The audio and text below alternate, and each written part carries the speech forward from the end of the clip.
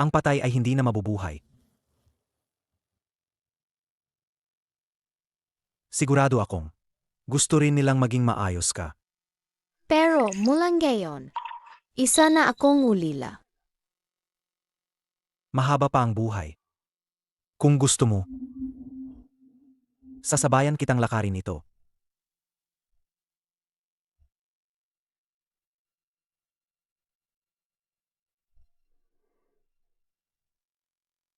Ako ang pinagkakatiwalaang estudyante ng iyong ama.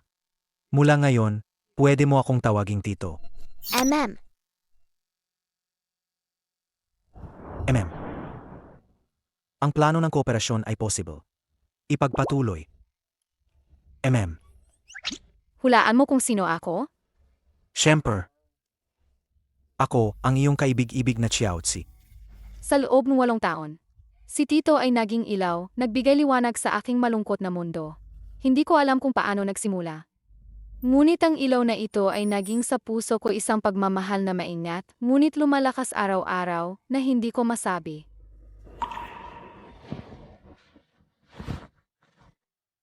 Wow, Tito. Ang ganda nito. Para sa akin ba to? Maganda nga.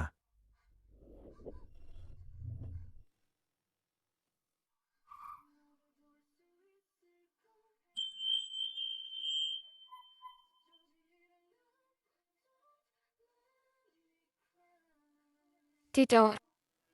Mahal kita.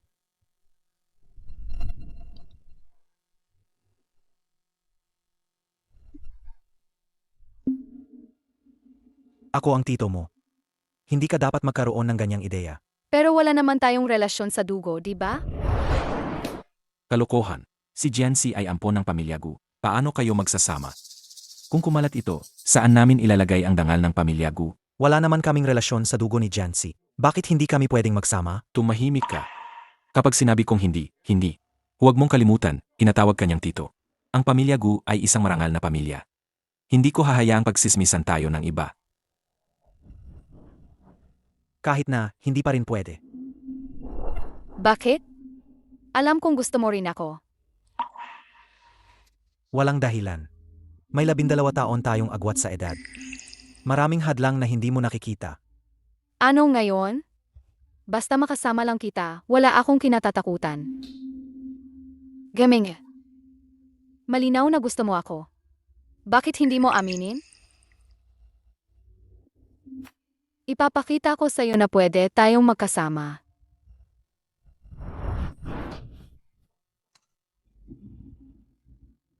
Ako at si Giant Xi. Sino ang pipiliin mo? Siyempre, ikaw.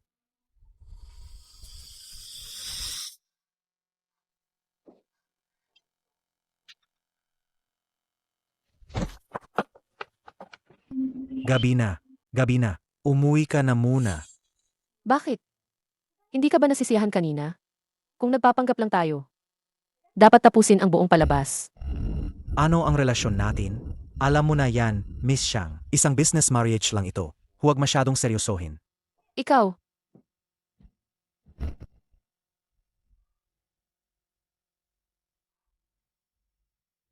Simula ngayon, nang walang pahintulot ko. Huwag kang basta-basta papasok sa kwarto ko para maiwasan ang hindi kinakailangang pagkalito. Matanda ka na. Ang manatili dito, hindi na maginhawa. Binilhan kita ng apartment malapit sa Kingda University.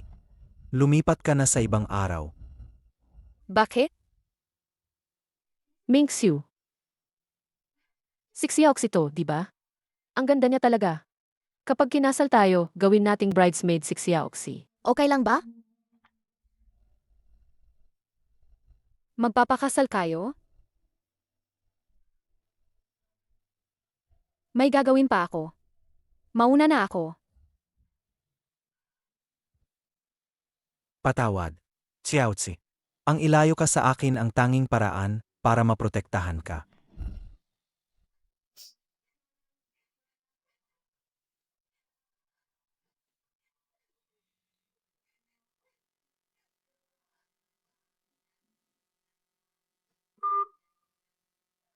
Jianse, ang pag-alis mo sa bansa, ano na ang desisyon mo? Propsor. Napag-isipan ko na po. Gusto ko pong sumama sa inyo sa ibang bansa. Tito, pagkatapos ng 2 buwan, matutupad ang gusto mo. Hindi na namin kayo guguluhin.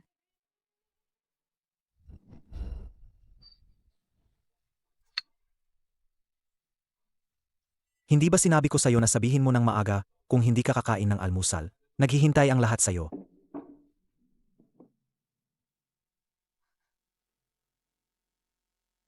Aplikasyon para sa pag-aral sa ibang bansa. Alis ka ng bansa. Eh, para kay Mickey yan. Pinahanap niya sa akin. Alaga? Si Aoxy, gising ka na. Espesyal akong nagluto ng ilang paboritong pagkain ni Tito. Halika, tikman mo.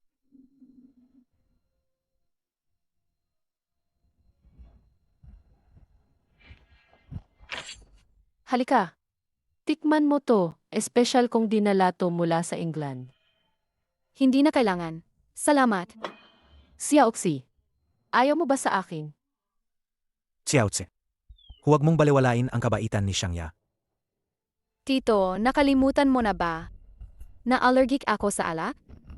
Miss Jian, Halika. tuwas tayo. President Wang. Allergic si Xiaozi sa alak. Ako na lang ang inom para sa kanya.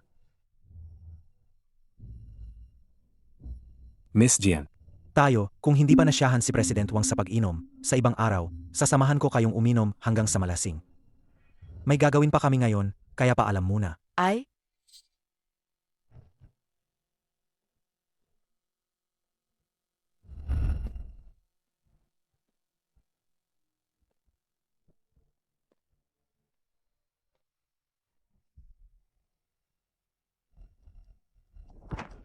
Nabalitaan ko, may bagong bukas na malaking amusement park sa malapit. May fireworks display mamaya.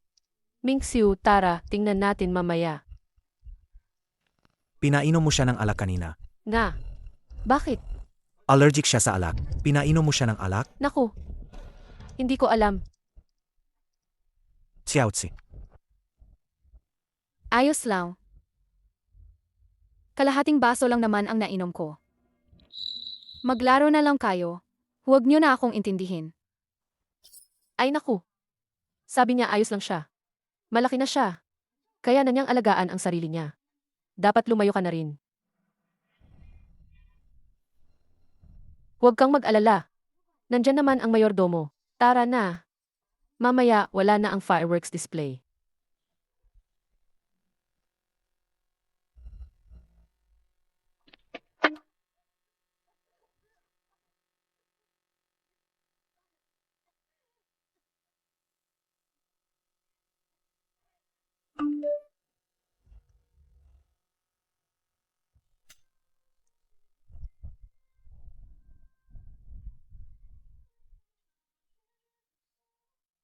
Bini-bini. Ayos lang po ba kayo? Buksan niyo po ang pinto. Bini-bini. Bini-bini. Anong nangyayari? Hindi na po lumabas ang binibini pagkatapos na hapunan kanina. Ayaw niyang buksan ang pinto kahit anong tawag. Xiaozi. Xiaozi. Xiaozi, buksan mo ang pinto. Xiaozi. Xiaozi.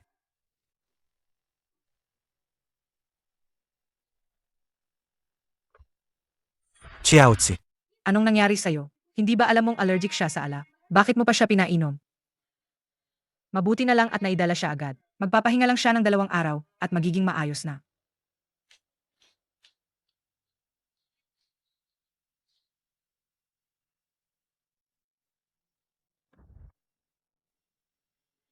Ang presidente ng group para lang sa isang babae. Naging ganito kakawawa. Pumunta ka rito. Hindi naman siguro para lang sermonan ako. Di ba? Pagkatapos ng 2 araw, sa company banquet, i-anunsyo ko ang petsa ng kasal ninyo ni Xiangya. Alam mo na siguro ang gagawin mo, di ba?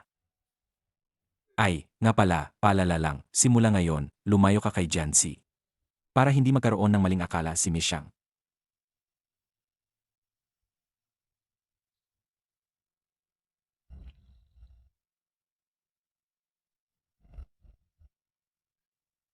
Tito? Kasama mo ako rito buong oras? Dumaan lang ako. Sabi ng doktor, wala namang malubha. Magpahinga ka lang daw ng maayos.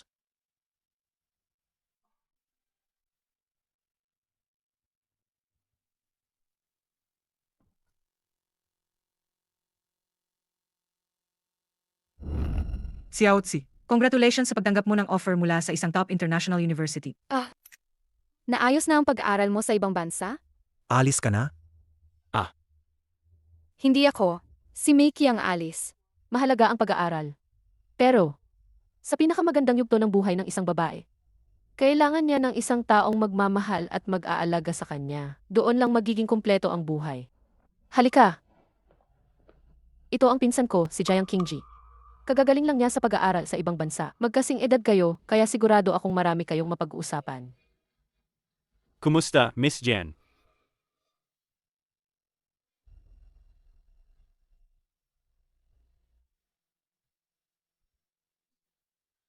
Hindi ko akalain na si Miss Xiang ay may potential maging matchmaker. Gumingsiw. Titingnan ko kung kailan ka bibitaw. Salamat sa inyong lahat sa pagdalo ngayong gabi sa pasasalamat ng group. May bulong-bulungan na si President Gue mayroon ng minamahal na kapareha.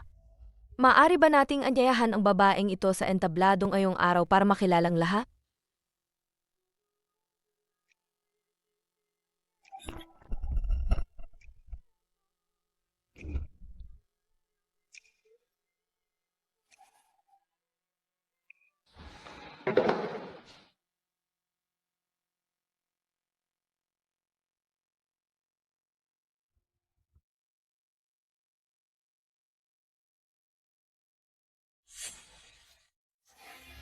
Ang makilala si Mingxiu ang pinakamalaking kaligayahan sa buhay ko.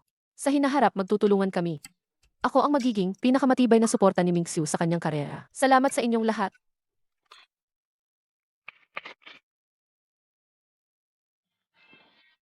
President Gu. Naayos na ang kwintas. Ang ganda naman. Para sa akin ba yan? Para kay Chao Chi yan. President Gu. Sabi ng chairman, dumating na si President Jiang ng Shengxi Jiahua. Pinapapunta ka para salubungin siya. Sige na.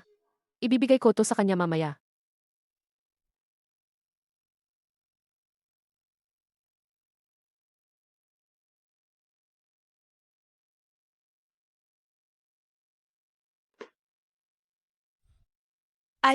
Hindi ba ito yung kwintas mula sa Christie's Autumn Auction noong nakaraang taon, ang pusong walang hanggan? Hindi ko akalain na si President Gue gumastos ng 300 milyon para lang pasayahin si Miss Xiang. Nakakainggit naman talaga. Miss Sheng, ang swerte mo talaga.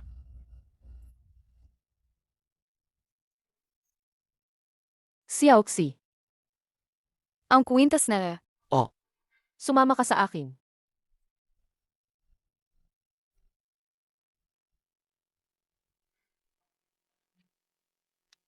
Sabi ng tito mo na ayos na. Pinapabigay niya sa'yo. Halika, halika, halika. Itago mo na yan.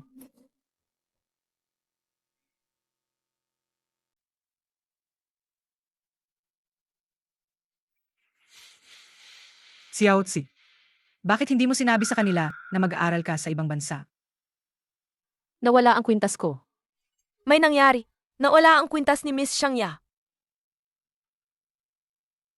Kalokohan. Sa party ng pamilya Gu, paano nangyari ang pagnanakaw? Tito Gu, ang kwintas na ito baka hindi ko sinasadyang nawala. ang kwintas. Hindi kaya. Xiaozi. Ano yan sa bag mo? Ilabas mo.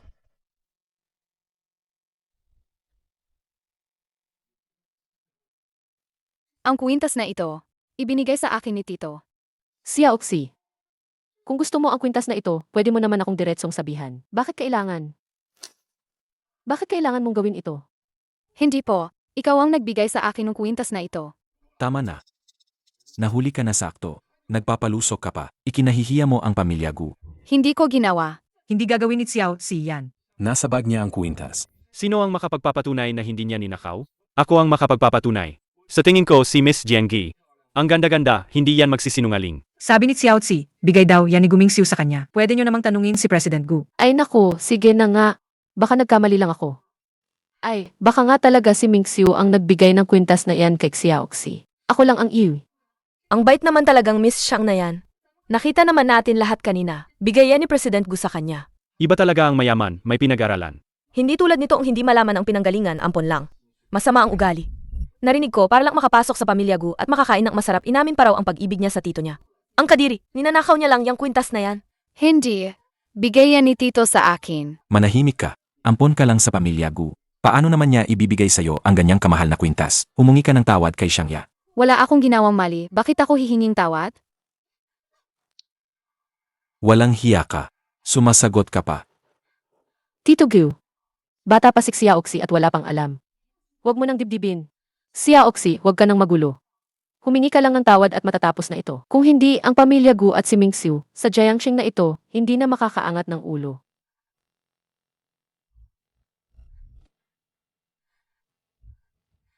Kasalanan ko ang nangyari ngayon.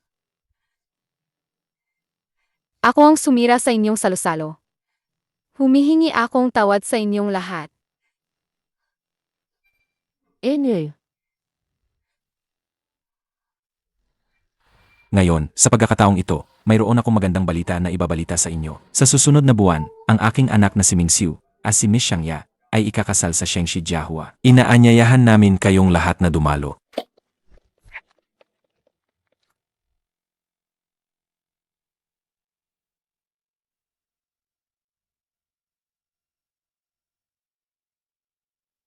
Xiaozi. Anong nangyari sa'yo? Wala ako. Ikaw. Mingxiu, sa wakas dumating ka na. Ikaw na lang ang hinihintay namin. Tara na. Tara na.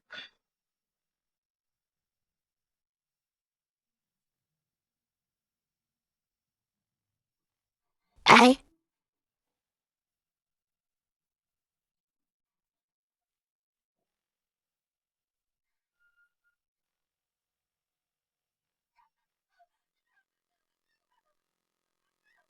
Bitawan mo ako. Anong ginagawa mo?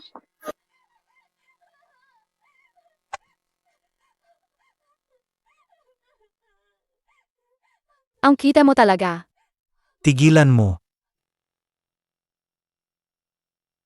Ang cute mo talaga. Chairman Gu, ito ba ang inyong pamilya gusparan ng pagtanggap ng bisita? Binugbog niyo ang anak ko ng ganito. Kuya Jiang, may misunderstanding dito. Misunderstanding? Siyang malandi, inakit niya ako. Kalokohan.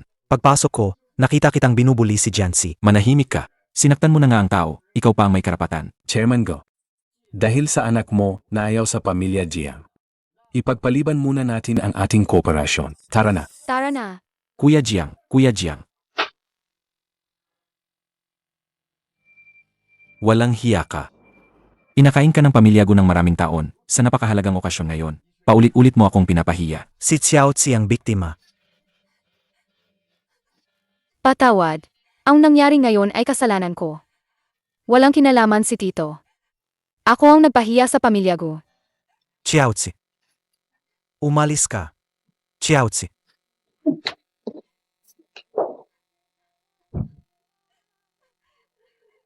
Xiaozi. Ayos ka lang ba, Xiaozi? Si Jiang Qingji ay talagang gago. Xiaozi. Ayos lang. Ayos lang. Nandito ako. Nandito ako. Ayos lang.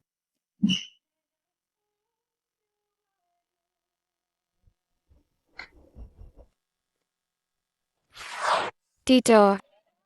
Mahal kita. Gago. Ang pagpapakasal sa pamilya siyang ang tanging paraan. Gusto mo bang sirain ang pamilya Gu para sa isang ampon? Sirain ang pamilya Gu. Patawad. Kasalanan ko ang nangyari ngayon. Walang kinalaman si Tito. Ako ang nagdulot ng kahihiyan sa pamilya Gu. Patawad, Xiaozi. Hindi kita naprotektahan. Patawad.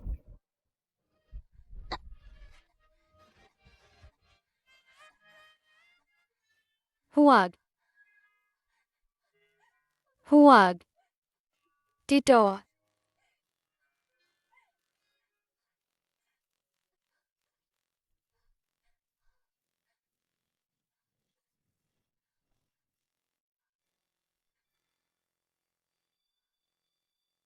Tito,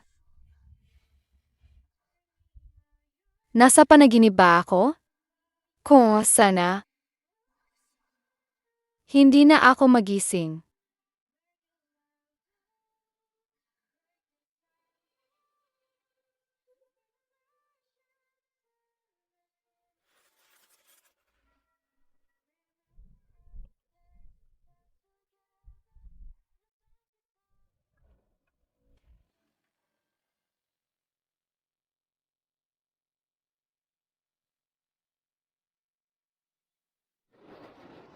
Bakit ako nasa kwarto ni Chaozi?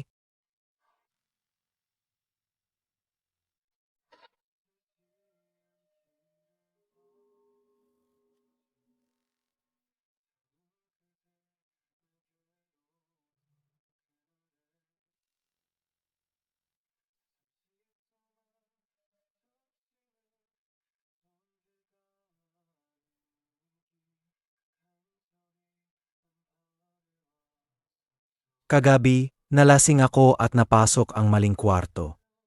May nagawa ba akong hindi maganda sa'yo? Wala naman. Lasing ka kagabi. Pagpasok mo sa kwarto, natulog ka agad. Sa susunod, sabihin mo sa tagapamahala na paalisin ako. Kung hindi, magkakaroon ng hindi pagkakaunawaan. Sinasabi ko sa'yo, nakita ko kagabi na lasing ang binata. At pumasok pa sa kwarto ni Miss Jayan. Dati, sobrang pinapabora ng binata si Miss Jian. Kung sasabihin mong walang nangyari nung gabing yon, hindi ako maniniwala. Si Auxi, saan ka pupunta? Ako, pupunta sa ospital para bisitahin si Lolo. Napakabait na bata. Pero kung talagang mabait ka, dapat ay nagplano ka na ng maaga. Tutal, ang pamilya Gu, hindi ka pwedeng alagaan ng walang bayad, ikaw at ang lolo mo. 'Di ba? Tama ba? Anong gusto mong sabihin? Si Gu Mingxiu ay nakatakdang maging asawa ko. Kung ayaw mong mapahiya siya, magpakatino ka. Umalis ka sa pamilya Gu. Ako, Kung patuloy kang mananatili sa pamilya Gu, hindi titigil ang mga chismis. Hindi na magiging payapa ang pamilya Gu. Kung magpapatuloy ka, sisirain mo siya. Kung gusto mong maging maayos si Gu Mingxiu, umalis ka na. kaya pala, pasanin lang ako ni Tito. Kapag pinili mong umalis, babayaran kita ng buo. Alis ako.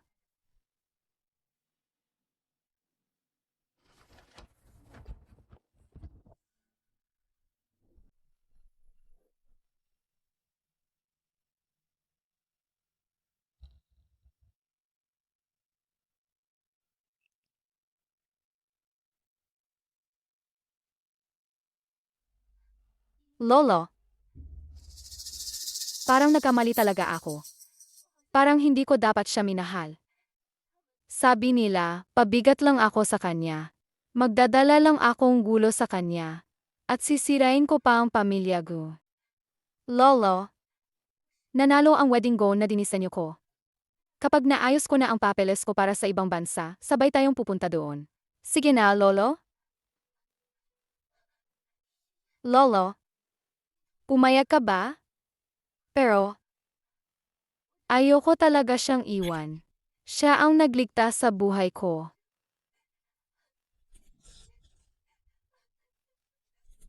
Kung patuloy kang mananatili sa pamilya Gu, hindi titigil ang mga usap-usapan. Akala ko, dahil wala tayong relasyon sa dugo, magkasama tayo habang buhay. Pero sa matang iba, isa lang itong biro. Lolo, huwag kang mag-alala. Malaki na ako. Kaya ko nang alagaan ang sarili ko. Lolo, mula ngayon, hindi na tayo asa sa iba. Lolo, Tito, salamat sa pag-aalaga mo sa loob ng 10 taon. Dahil ang presensya ko, magdadala lang problema at pasanin sa'yo. Kung ganon, mas gugustuhin kong isuko ang pagmamahal ko sa'yo. Sana pagkaalis ko, makamit mo ang tunay na kaligayahan.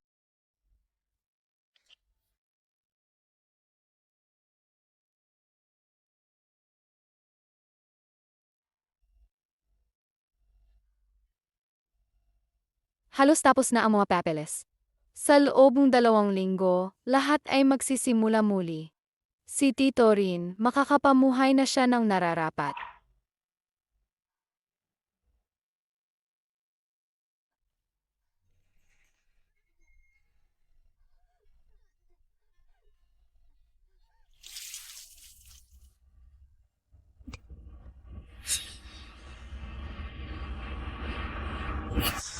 Miss Jian, buntis po kayo.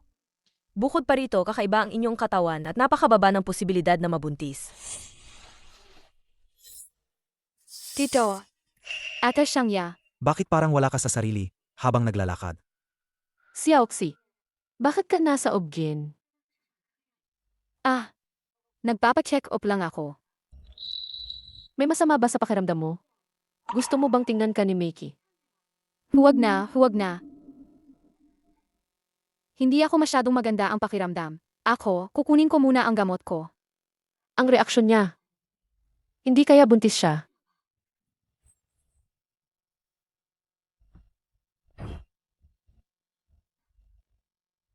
Xiaoxi, sabihin mo ang totoo. Buntis ka ba? Buntis ka ba? Hindi. Hindi ako buntis.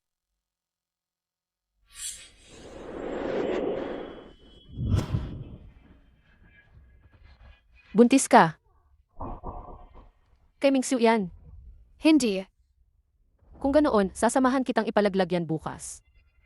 Anak ko yan. Pananagutan ko. Paano ka mananagot? Kapag kumalat ang balitang nabuntis ka ng hindi kasal, makakaapekto iyan sa reputasyon ng buong pamilya Gu. Huwag kang mag-alala. Hindi ko hahayaang mapahiya ang pamilya ko.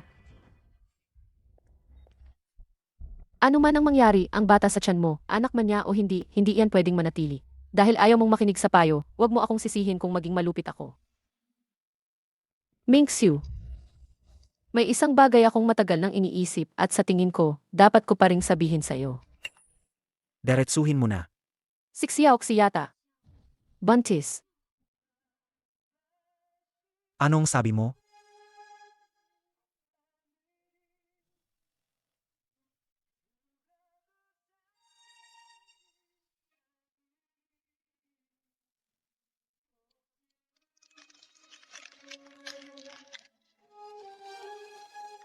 Huwag ka munang magalit. Si Xiaoxi ay nasa hustong gulang na. Mga kabataan kasi, natural lang na hindi makontrol ang sarili. Xiaoxi, nandito ka na pala. Kaninong anak yan?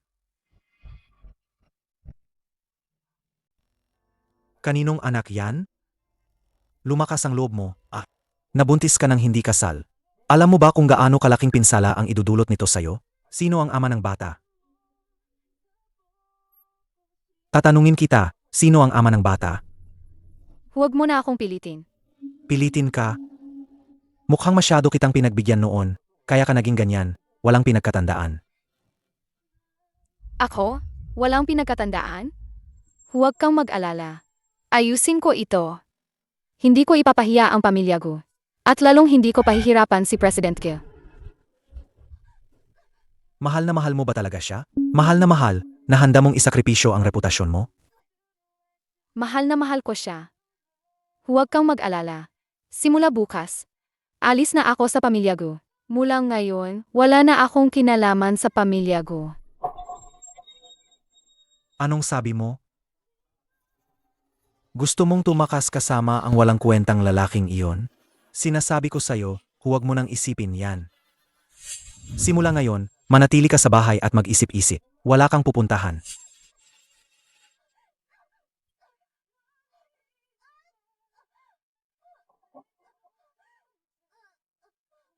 Xiaozi. Hindi ba gusto mong malaman kung kaninong anak ito? Sasabihin ko na sa'yo ngayon. Ang anak na ito ay sa'yo. Hindi ba gusto mong malaman kung kaninong anak ito? Ang anak na ito ay... Xiaozi. Dali, tumawag ng ambulansya, dali. Xiaozi.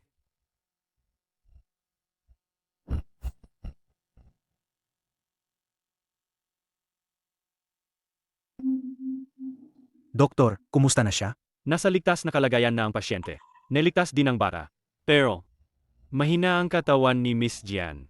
Meron din siyang uterine fibroids. Ibig sabihin, kung hindi siya magpapahinga ng maayos, madali siyang makunan. At pagkatapos nito, mahihirapan na siyang magkaanak ulit. Ibig sabihin, ito na lang ang tanging anak niya? Tama.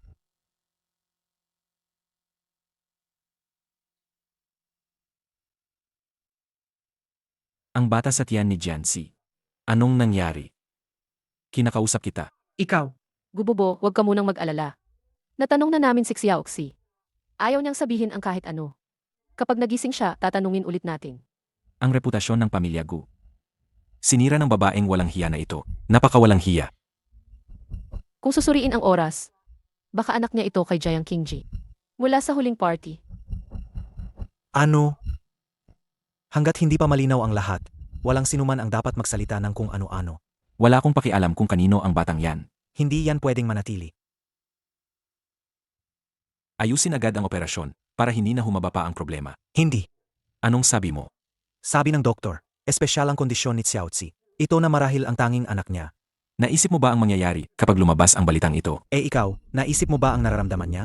Ampon lang siya ng pamilya Gu. Sinabi ko na sa'yo, hindi ko papayagan na sirain niya ang reputasyon ng pamilya Gu. Tito Gyu. Nag-aalala lang si Mingxiu na mahirapan si Xiaoxi. Pwede tayong mag-isip ng solusyon na makakabuti sa lahat. Pwede akong magparaya. Pwedeng manatili ang bata. Pero hindi niya pwedeng dungisan ang reputasyon ng pamilya Gu. Dahil kay Jiang Qingji ang bata, ayusin agad na ipakasal siya doon. Si Jiang Qingji ay isang walang kwentang tao. Itinutulak mo siya sa kapahamakan. Naggaraya na ako. Huwag kang maging mapagsamandala. Siya ang hindi nag-ingat. Anong karapatan niya makipagtawaran? Sa totoo lang, mayroon akong paraan. Si Xiaoxi dati, hindi ba't sinabi niyang gusto niyang lumipat at tumira ng mag-isa? Kung ipahayag natin sa labas na wala na siyang kinalaman sa pamilya Gu, ito hindi ba't isang paraan na makakabuti sa lahat? Sa ganitong paraan, mapapanatili ang reputasyon ng pamilya Gu at ang bata ay mananatili. Ngunit, siya na lang ang bahala sa sarili niya pagkatapos nito. Ang sinabi ni Xiangya ay tama. Kung gayon, sundin ang sinabi ni Xiangya. Wala ka ng kutol, di ba?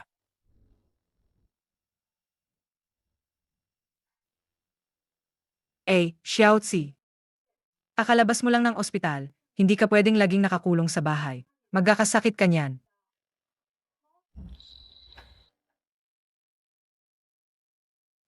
Narinig ko, may international wedding dress exhibition malapit dito. Ang ganda raw. At may isang obra doon na kamukhang kamukha ng wedding dress na nanalo ka ng award dati. Gusto mo bang tingnan? Ay naku, Ay nako, samahan mo na lang ako, please. Sage na, please. Tingnan mo, maganda rin ito. Pero wala pa rin ganoong ganda at inspirasyon tulad ng sayo. Xiaozi, Hindi ba? hindi ba yan ang hiling sa bituin na dinisenyo mo? Magkamukhang magkamukha. Bigyan natin ang pinakamainit na palakpakan. Ang sikat na wedding gown designer, Miss Xiangya. Ara ipakilala sa atin. Ang kanyang wedding gown na pinangalan ng pangarap na bituin. Akiusap, Miss Xiangya.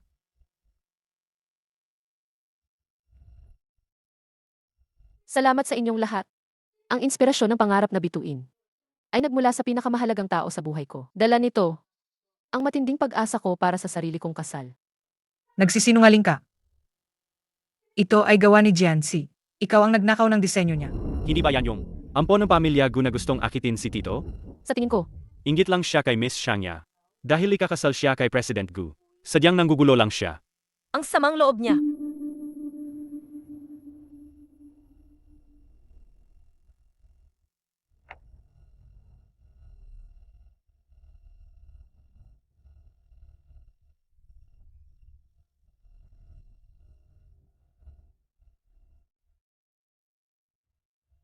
hanggat walang tiyak na ebidensya, pakiusap, huwag ninyong impluwensyahan ang opinyon ng publiko. At saktan si Xiaoxi. Ito ay gawa ni Jianxi. Ang katarungan ay nasa puso ng tao. Miss Jen, sinasabing komplikado ang relasyon mo sa pamilya Gu. Dahil ba sa personal na galit, sinasadya mong saktan si Miss Xiangya? Binibining Jen si, anong ebidensya mo para akusahan si Binibining Xiangya ng plagiarism? Mapapatunayan ko.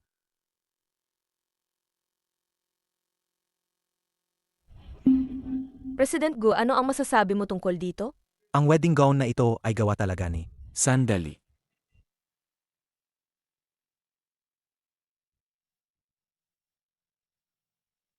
Enye,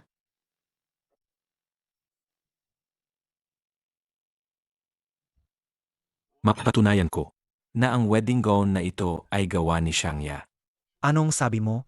Dahil sa pagkakataong ito, may i-anunsyo ako. Mula ngayon, wala nang kinalaman si Jianxi sa pamilya Gu. Si Jianxi ay sutil at hindi sumusunod. Maraming beses niyang sinira ang reputasyon ng pamilya Gu. Kaya, wala akong ibang pagpipilian kundi gawin ito. Napagkasunduan na, pagalingin muna siya bago mo siya iwan. Kung magbabago ang isip mo, huwag mo akong sisihin kung maging malupit ako. Tara na. Ihatid muna sila.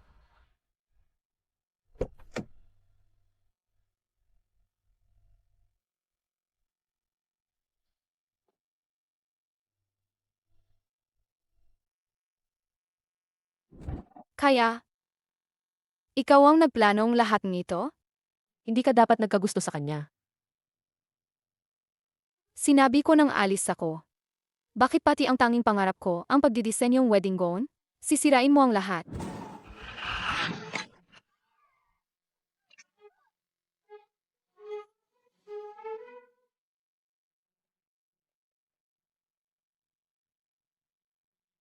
Isang emergency room na lang ang natitira. Sino ang unahin? Unahin si Shangya. Unahin si Shangya. Isang emergency room na lang ang natitira. Sino ang unahin? Unahin si Shangya. Hindi. Unahin si Jianxi.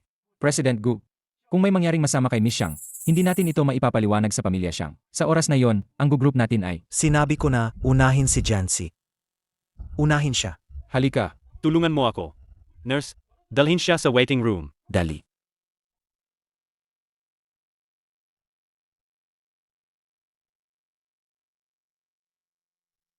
Doktor, Kumusta siya? Nakaligtas siya. ero ang bata. Wala na.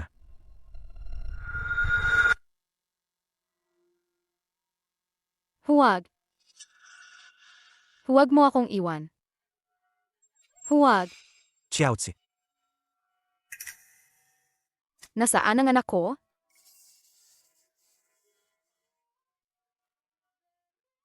Hindi.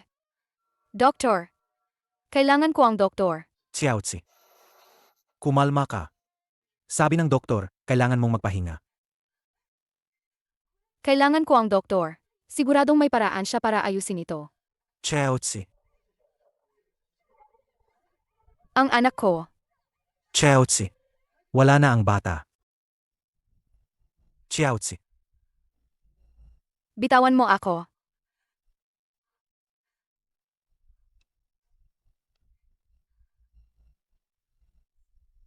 Iniligtas mo muna si Shangya.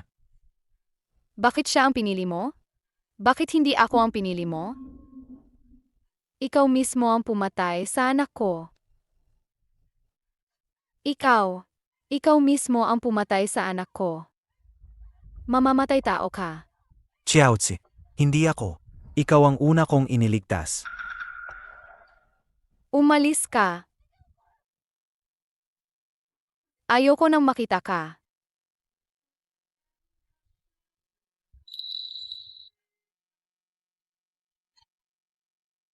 Kung gayon, magpahinga ka muna ng maayos. Kung may kailangan ka, tawagan mo lang ako.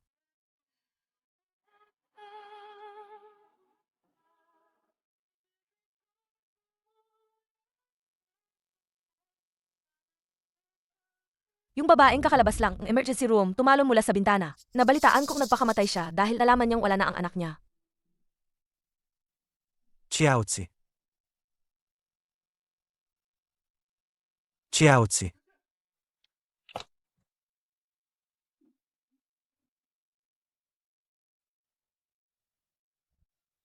Jiaozi. Ayos ka lang ba? Paglabas kong ospital. Lilipat na ako sa pamilya ko. Hindi na ako magiging pabigat sa inyo. Jiaozi. Ikaw, Pagod na ako. Gusto kong magpahinga. Umuwi ka na muna.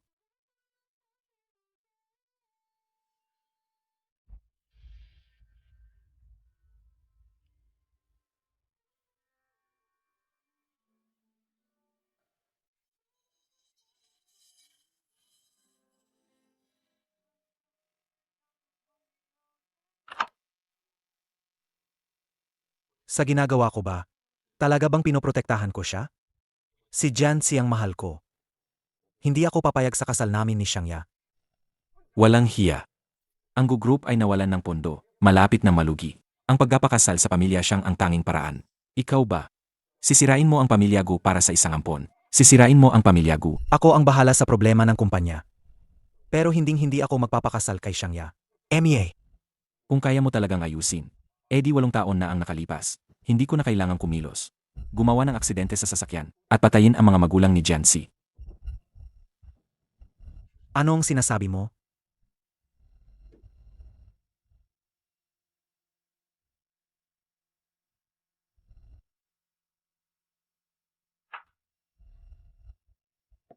Kung hindi lang sana ipinilit ng ama ni Jianxi noon na ilantad ang problema sa teknolohiya ng produksyon ng kumpanya, ang Gu Group ay matagal nang naging nangungunang kumpanya sa Jiangcheng.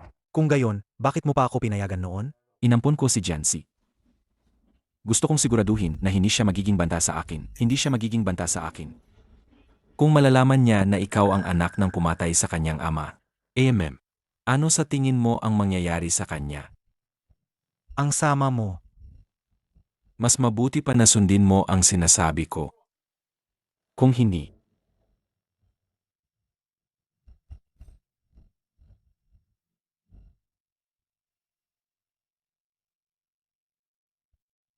ito ang mangyayari kay Jianxi. Makita siyang ganyan. Masakit sa puso ko. Ano ang dapat kong gawin? Kung hindi mo pa rin siya kayang bitawan, wala akong magagawa kundi tuluyan siyang mawala.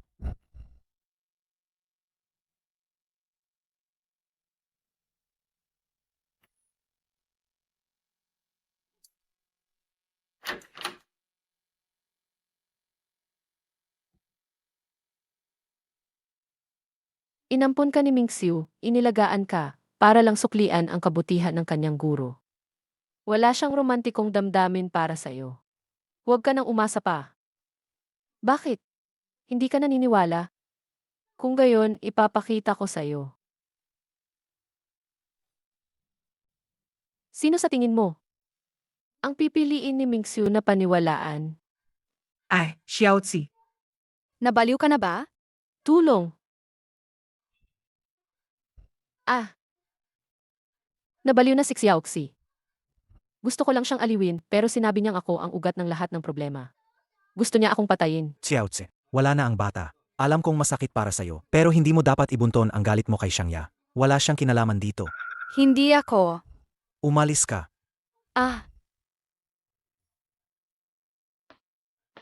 President Gu, tumawag ang sanatorium kanina. Sabi nila, ang lolo ni Miss Jian, baka hindi na magtagal. Ito, sasabihin ba natin sa kanya? Huwag muna nating sabihin sa kanya. Sunod-sunod na masamang balita. Natatakot akong baka kung ano ang gawin niya. Kumuha ng pinakamagaling na doktor. Ano man ang mangyari, dapat nating iligtas ang buhay ni Lolo Jian. Pero paano kung? Walang kung. Sa kalagayan niya ngayon, hindi na niya kakayanin ang anumang pagbabago. Sage na. Sage po, President Gu.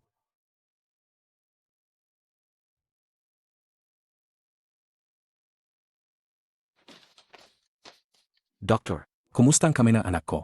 Maapektuhan ba nito ang kanyang paglikha sa hinaharap? Masyadong malalim ang sugat. Masyadong malalim ang sugat bagaman hindi ito makakaapekto sa normal na pamumuhay. Ngunit parang dati kumuha ng brush at lumikha baka medyo mahirap na. Tatay. Hindi na ako makakalikha pa.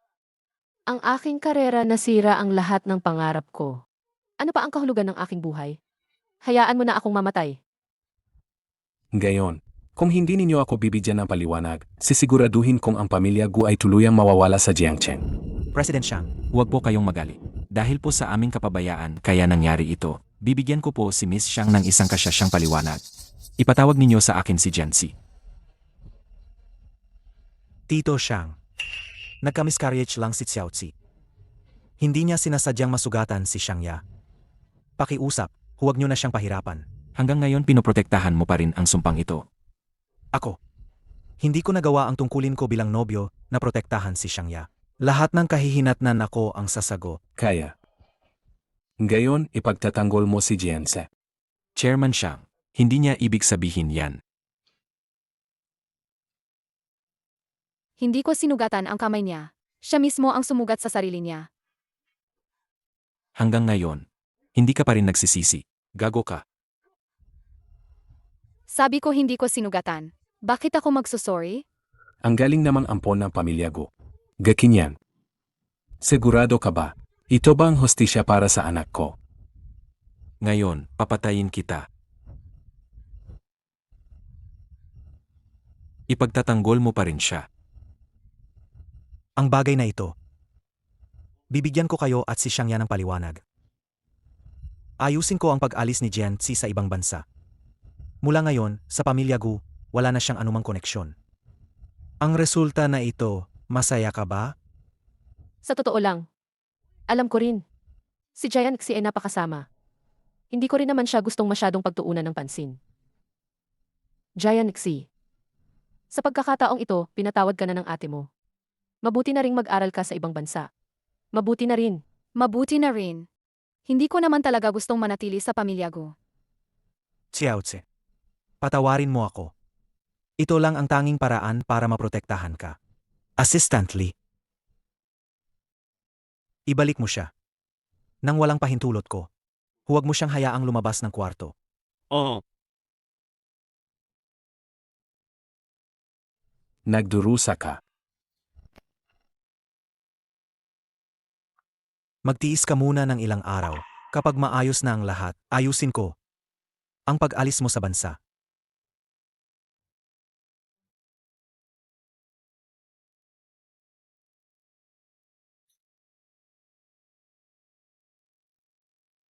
Si Jianxi ba ito? Malapit nang mawala ang lolo mo. Pumunta ka na sa ospital para makita siya sa huling pagkakataon. Pakiusap, iligtas niyo ang lolo ko. Paparating na ako. Miss, utos ng binata, hindi ka pwedeng umalis ng kwarto. Malapit nang mawala ang lolo ko. Miss, huwag mo na akong pahirapan.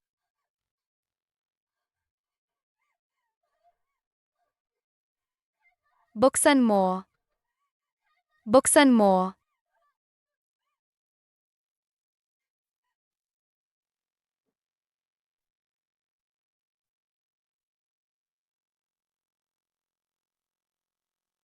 Tito, malapit nang mawala ang lolo ko. Oh.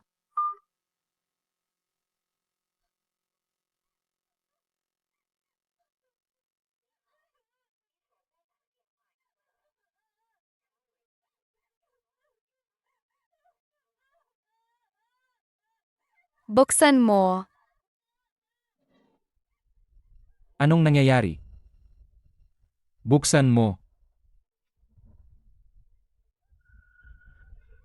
Assistantly, malapit nang mawala ang lolo ko.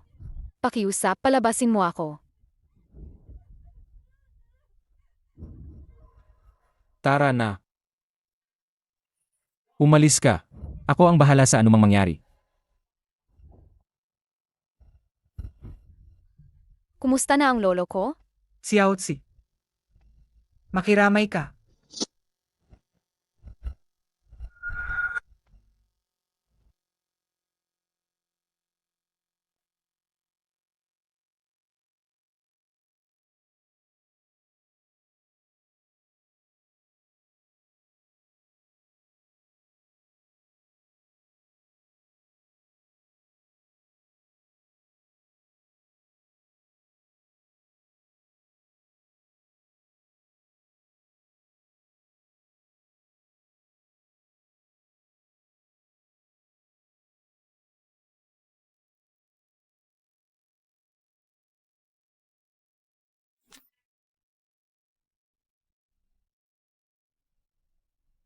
Patawad.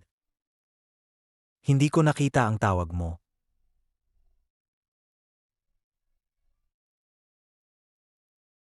Xiaozi. Ang patay ay hindi na mabubuhay. Naniniwala akong ang lolo mo, na saan man siya, ay ayaw kang makitang ganyan.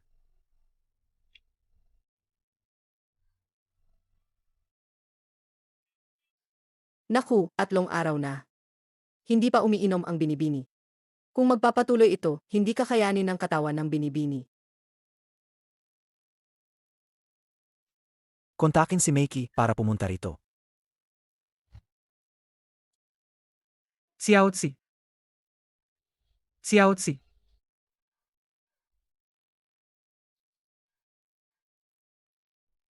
Xiaozi.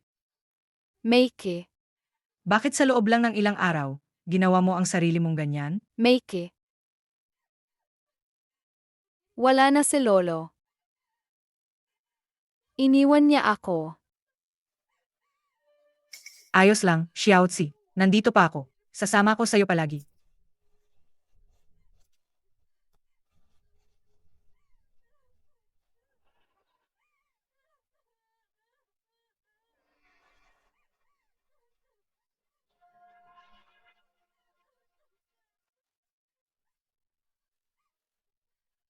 Meike. Pwede mo ba akong tulungan sa isang bagay? Narinig ko na si Lolo Jian ay nagkasakit noong araw na may nangyari kay Miss Xiang. Utos ng binata. Itago kay Miss. Ah, ibig mong sabihin sinadya yun ni Senorito? Bakit naman? Si Miss Jen kasi hindi bumibitaw kay Senorito. Pero siya, sa huli isa lang siyang ulila na walang gustong kumuko. Paano siya makikipagkumpetensya kay Miss Xiang? Sa tingin ko, gusto ni Senorito na gamitin ang pagkakataong ito para paalisin si Miss Jen. Kaya pala, hindi pala ako kailanman pinili. Anong gusto mong gawin ko? Tulungan mo akong makatakas dito. Kailangan kong mag-business trip ng isang araw. Pinapunta ko si Meiki para samahan ka. Kung may kailangan ka, tawagan mo muna si Assistant Lee.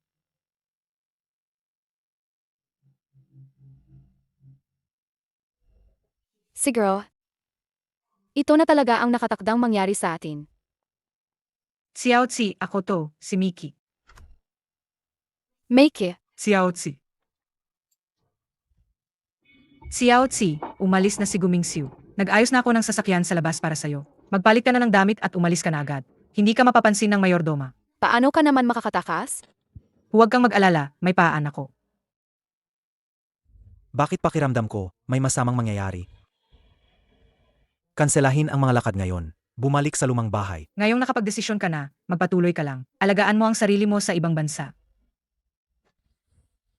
Tara na. Umalis na tayo.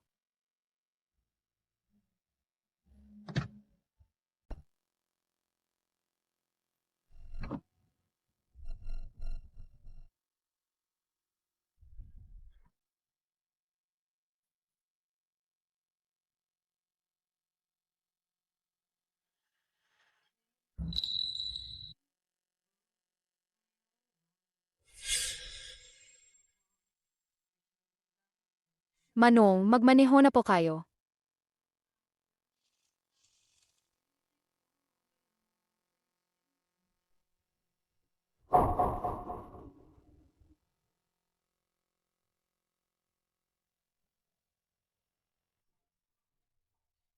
Nasaan si Xiaozi? Tinatanong ko, nasaan si Xiaozi? Umalis na siya. Hindi na siya babalik. Anong sinasabi mo? Mula nang malaman niyang wala na ang anak ninyo, mula noon, wala nang pag-asa sa pagitan ninyong dalawa. Ang anak namin. Anong ibig mong sabihin? Ibig mong sabihin, ang dinadala ni Xiaozi ay ang anak namin? Talaga bang hindi mo alam o nagkukunwari ka lang? Isipin mo mabuti. Kung anong ginawa mo noong gabing iyon.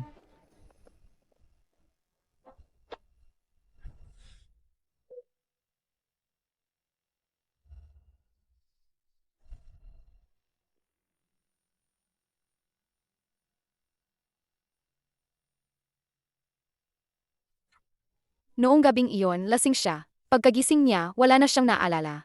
Mabuti na rin ito. Ayoko siyang bigyan ng problema. Hayaan mo na lang itong manatiling sikreto sa puso ko. Bobby, ngayon ang ikanegatibo 30 araw mo sa mundong ito. Pero hindi pa rin naisip ni Mama kung paano sasabihin kay Papa. Maghintay pa tayo, okay? Xiaozi. Patawad. Ang tinatawagan mong subscriber, hindi mo na matawagan. Ang tinatawagan mo ay, hindi mo na matawagan. O kaya patay ang cellphone. Kung gusto mo mag-iwan ng mensahe, pindutin ang isa. Chiaotzi. Huwag kang umalis. Huwag mo akong iwan.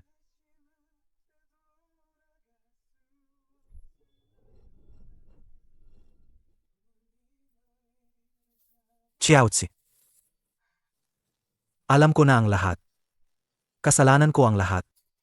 Huwag kang umalis, please, Chiaotzi. Mahal kita.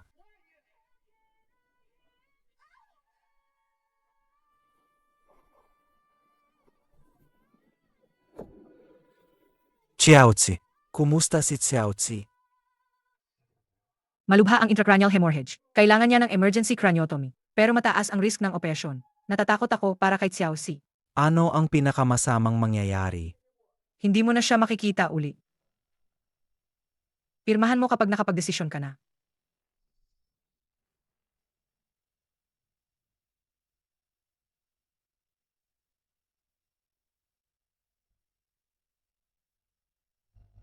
Pakiusap.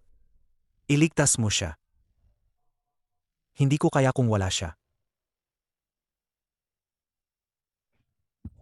Xiaoxi, kailangan mong lumaban. Ihanda ang epinephrine. Patuloy na bumababa ang blood pressure ng pasyente. Ang heart rate ay mas mababa sa 80. Malapit nang mag-shock ang pasyente. Defibrillator, bilis.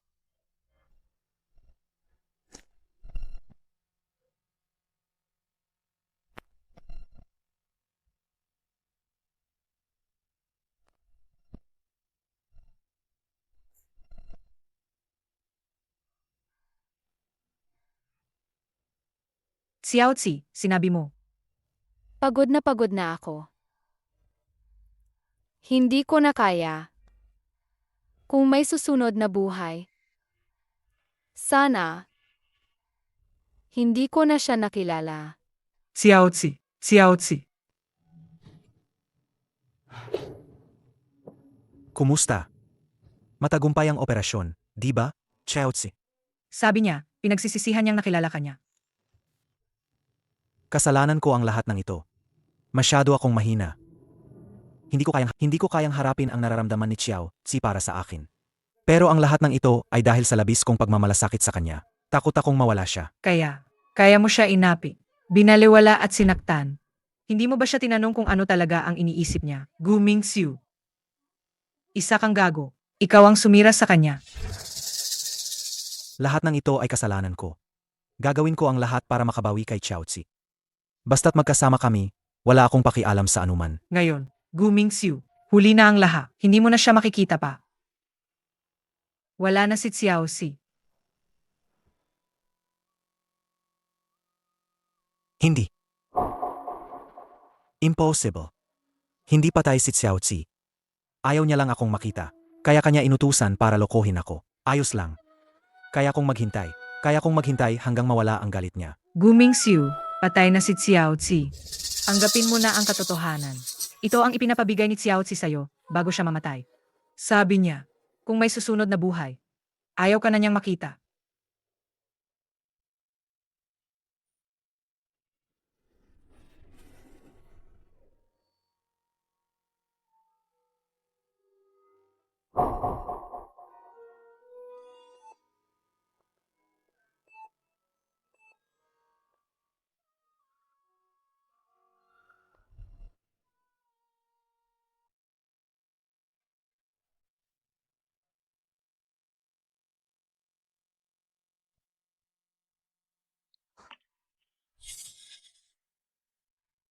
Tito, mahal kita.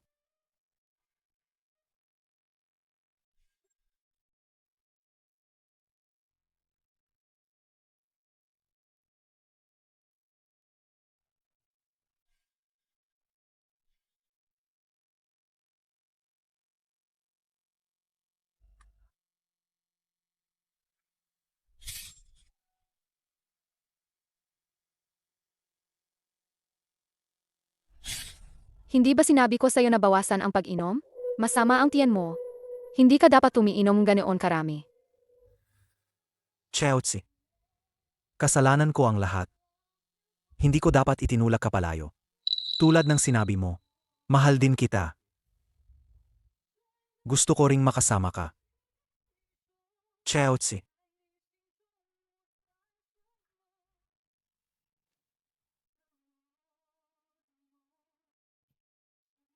Cheotsi. Cheotsi. Xiaoxi.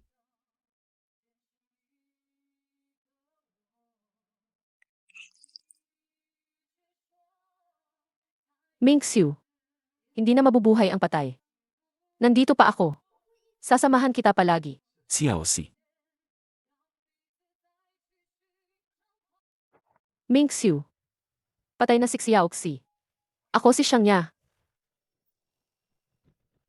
Anong ginagawa mo rito? Nag-aalala ako sa'yo. Baka kung ano ang gawin mo. Huwag kang makialam. Wala na si Xiaoxi. Huwag mo nang pahirapan ang sarili mo ng ganito. Sigurado ako, ayaw ka rin niyang makitang ganyan. Alam kong galit siya sa akin. Kaya ayaw niya akong makita, kahit sa huling pagkakataon.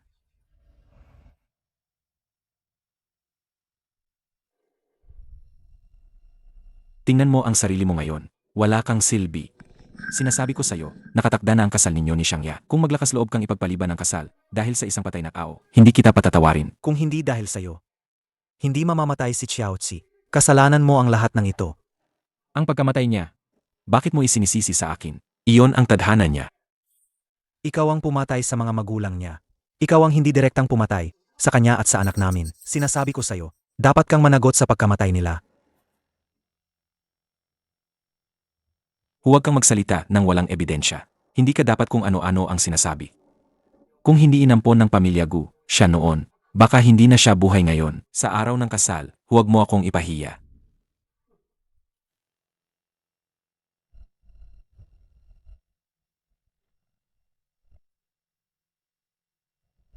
Xiaozi, bibigyan kita ng paliwanag.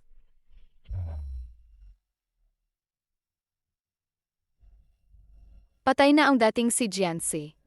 Tito, kapag nagkita ulit tayo, sana iba na ang lahat. Gumingxiu. Nandito ako sa tabi mo palagi. Kahit anong mangyari, hindi kita iiwan. Bakit? Si Jianxi ay isa lang namang ampon na nakadepende sa iba. Ako, ang anak ng pamilya Xiang, mayaman ang pamilya ko, maganda ang katawan ko, maganda ang mukha ko. Saan ako mas mababa sa kanya? Hindi ka kailanman makakapantay sa kanya. Umalis na si Xiaozi. Ang usapan sa kasal, tapos na. Gumingxiu. Akala mo ba madaling magbawi sa kasal? Mag-isip ka ng mabuti. Gumingxiu. Kung babawi ka sa kasal, ang pamilya Gu ay hindi makakakuha ng puhunan mula sa pamilya Xiang. Sigurado ka ba sa gagawin mo? Sobrang sigurado ko. Huwag mong kalimutan. Ang buhay at patay ng Gu Group nasa kamay pa rin ng pamilya Xiang. Gumingxiu, gusto mo bang matulad kay Jianxi? Para sa Gu Group, hindi papayag si Gu Qinian na gawin mo yan. Anong ibig mong sabihin? Anong ibig mong sabihin na? Gusto kong matulad kay Jianxi? Wala. Wala. Ang ibig kong sabihin, para sa Gu Group, hindi papayag si Tito Gu na gawin mo yan. May kinalaman ka ba sa pagkamatay ni Jianxi? Sabihin mo. Kailangan mong pakasalan siya. Kung hindi, hindi ka patatawarin ni Gu Qinian.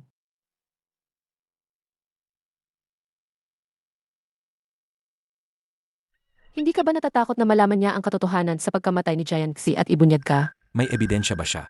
Basta sabihin mo sa pinsan mo na linisin ang lahat. Walang mangyayari. Huwag kang mag-alala. Kamatay ni Jianxi, normal lang na hindi niya matangga. Bigyan mo siya ng oras. Sisiguraduhin kong magiging MRS Gu ka nang walang problema.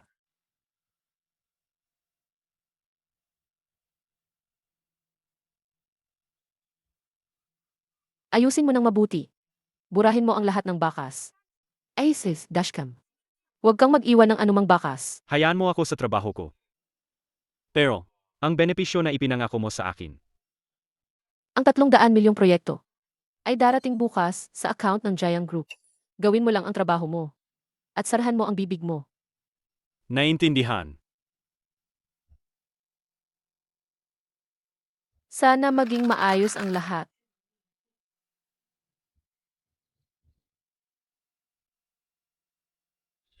Gusto mo bang matulad sa nangyari kay Jianxi? Hindi papayagan ni Gu Qinian na gawin mo iyan para sa Gu Group. President Gu, ito ang paunang ulat ng investigasyon sa aksidente ni Miss Jian. Natukoy na ang driver. Siya ang driver ng pamilya ni Jiang Qingji. Jiang Qingji. Ang pinsan ni Xiangya? Opo. At ang Xiang Group ay biglang nagbigay ng 300 milyong proyekto sa Jiang Group. Hindi ko alam kung may koneksyon ito. Wala pang lakas ng loob sina Jiang Qingji at Xiangya na gawin ito. Siya lang. Maghanap ka ng mapagkakatiwalaang tao para imbestigahan ito. Huwag ipaalam sa iba. Ang kasal natin. Gaano mo pa katagal ipagpapaliban? Ang pagkamatay ni Jianxi ay labis na nakaapekto sa akin. Kailangan ko ng oras para makapag-adjust. Kaya, pumapayag ka nang magpakasal tayo? Ang petsa ng kasal. Ako ang magsasabi. CJ, mag-adjust ka ng maayos.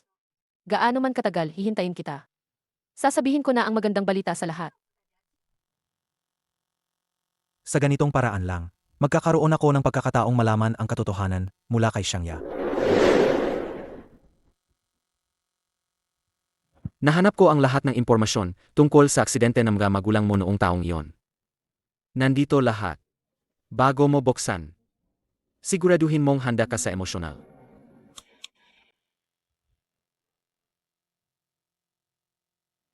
Ang pagkamatay ng mga magulang mo, maaring may kinalaman sa pamilya Gu. Ano? Pati na rin ang aksidente mo. Malaki ang posibilidad na gawa rin ng pamilya Gu. Kuya He, tulungan mo akong magpalit ng pagkakakilanlan. Gusto kong bumalik sa Jiangqian. Simula ngayon, ang pagkakakilanlan mo ay ang nag-isang tagapagmana ng Xiao Group, ang Xiao Family, Xiao Hansi.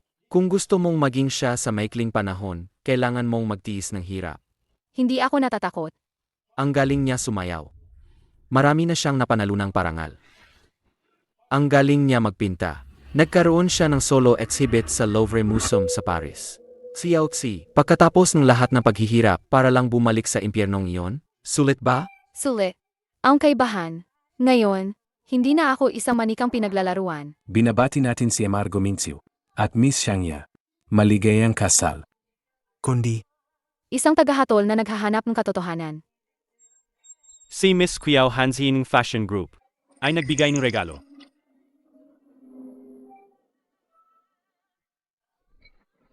Xiaozi, Hindi ba't ang anak ng Fashion Group ay nasa ibang bansa? Bakit siya biglang bumalik? Xiao Xi, buhay ka. Ikaw nga. Sa tingin ko, nagkamali kang pagkakakilala, Emargo. Mingxiu, kumalma ka. Wala ang aking ama. Pakiusap, pagpasensyahan nyo. Naghanda ang pamilya Xiaong regalo para sa bagong kasal.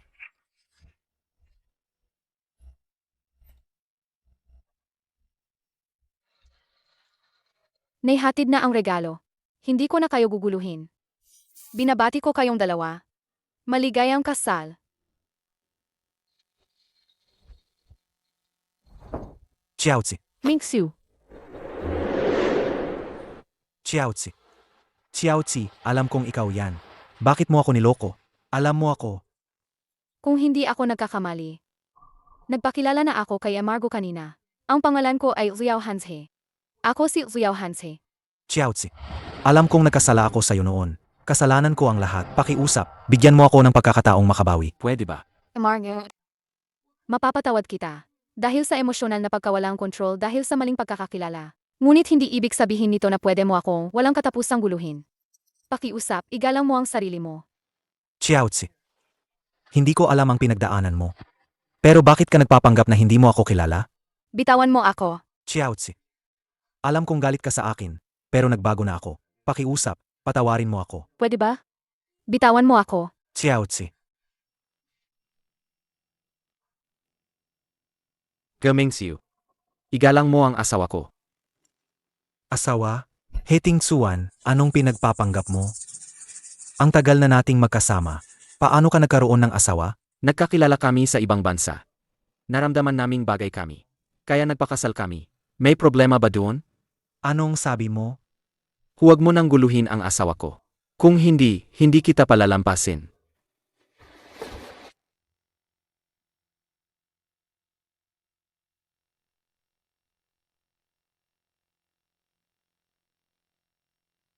Ayos ka lang ba?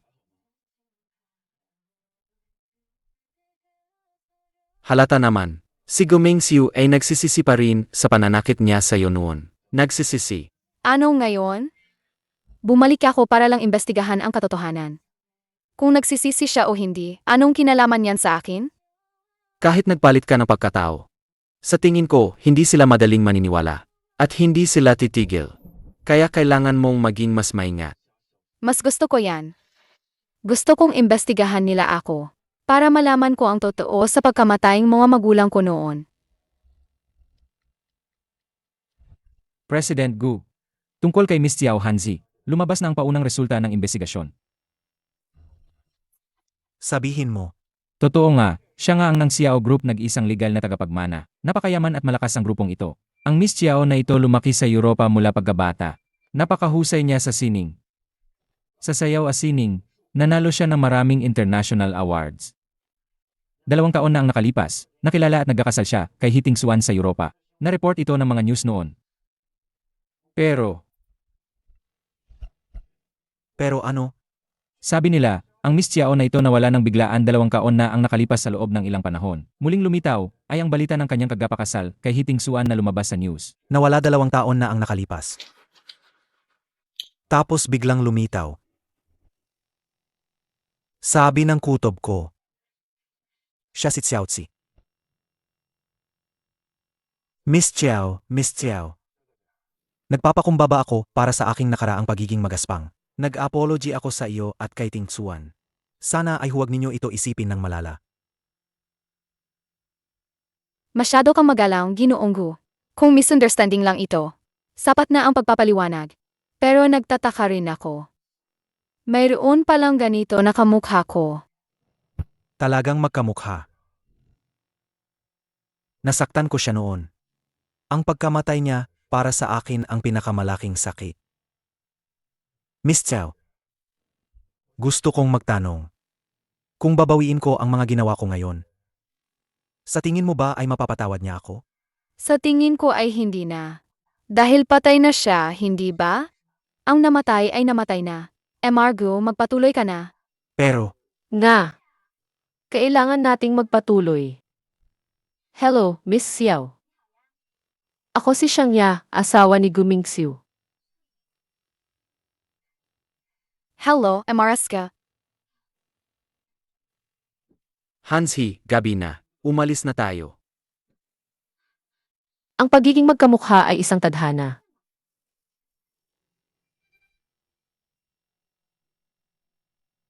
Para sa tadhana, Siyang niya. si Jaya Nixie ay may matinding allergy sa alak. Kung hindi ka iinom, ibig sabihin ikaw siya.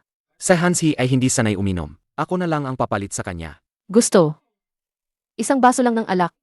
Naniniwala akong si Miss Xiao ay hindi tatanggi, hindi ba? Dahil mainit ang pag-imbita ni Amarasco. Sige, inumin ko.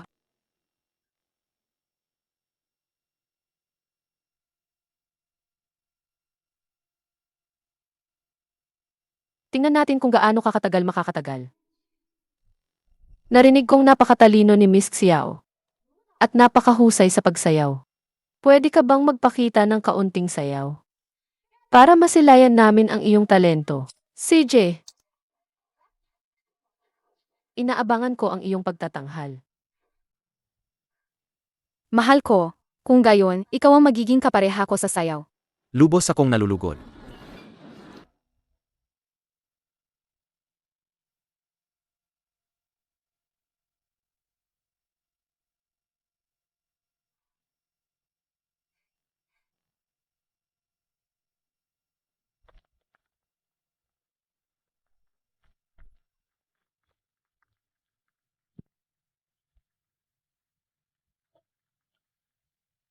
Uminom siya ng alak pero walang nangyari sa kanya.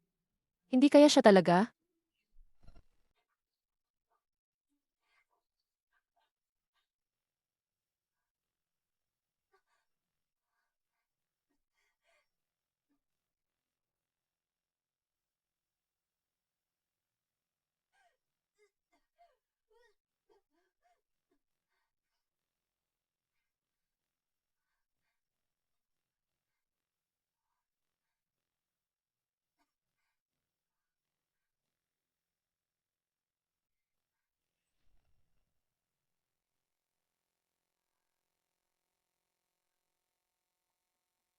Miss Chiao. Miss Chiao, nasa loob ka ba? Ayos ka lang ba? Emargo, hindi ka ba marunong magbasa? Emargo, hindi ka ba marunong magbasa?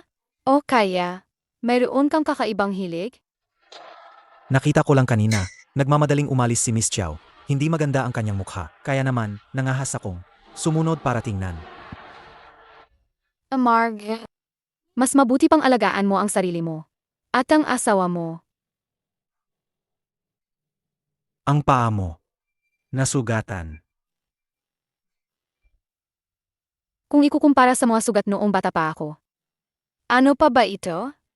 Palaging sinasabi ni Lolo, kung gusto mong maging marangal sa harap ng tao, kailangan mong magdusa sa likod ng tao. Ngayon, naisip ko, may punto ka rin.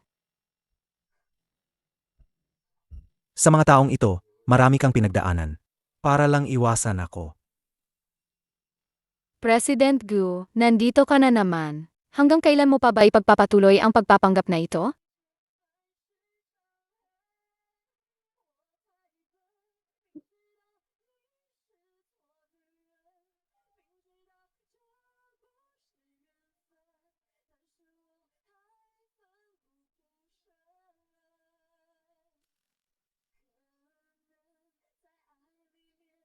Tanggapin mo man o hindi. Naniniwala ako sa aking kutob. Hindi ko hinihingi ang kanyang kapatawaran. Ngunit ibibigay ko ang lahat para itama ang aking mga pagkakamali. Kahit pa ang buhay ko ang kapalit.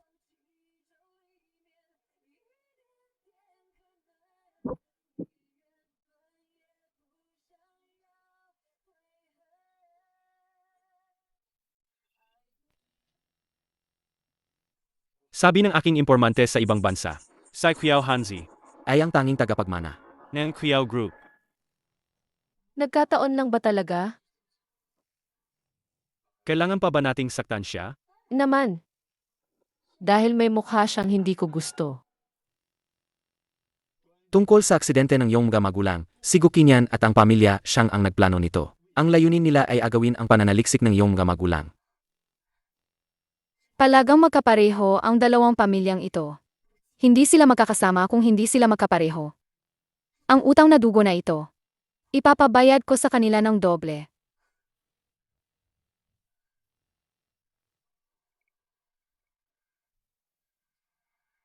May oras ka ba bukas, Miss Xiao?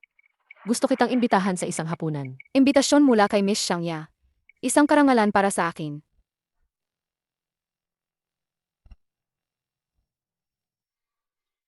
Nahanap na ni President Gu. Ang tunay na Xiao Hanzi, 2 taon na ang nakalipas ng pumanaw. Ang Xiao Hanzi ngayon ay si Miss Jian Si. Siya nga si Xiaozi. Buhay si Xiaozi. Mabuti. Ihanda ang sasakyan. Unta tayo sa pamilya Hi. Xiaozi. Xiaozi, nasaan ka? Xiaozi, lumabas ka na. Alam kong ikaw yan. Gumingsiw, anong pinagagawa mo? Huwag ka nang makunwari. Matagal ko nang nalaman. Ang tunay na Xiao Hanzi, 2 taon na ang nakalipas ng pumanaw. Ang Xiao Hanzi ngayon ay si Jianzi. Sabihin mo, nasaan siya? Nakipagkita siya kay Shangya. Tinawagan ko siya, pero hindi niya sinasagot. Ngayon, alamin mo agad kung nasaan siya. Ipinapakita ng video na si Shangya at ilang hindi kilalang tao ay kinidnap si Miss Jian Si. Ang kanilang sasakyan, huling nakita sa abandonadong pabrika sa labas ng bayan. Anong balak ni Miss Shang? Xiao Hansi. Dapat Jen Si ang itawag ko sa'yo, di ba? Mahilig din ba si Miss Shang magkamaling tao? Huwag ka nang magkunwari. Nakita ko na ang hitsura mo kapag allergic ka sa alak.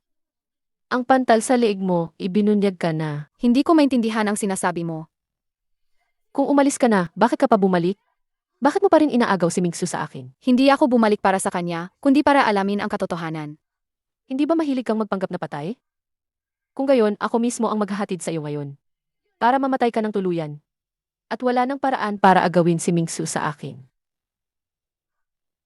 CJ.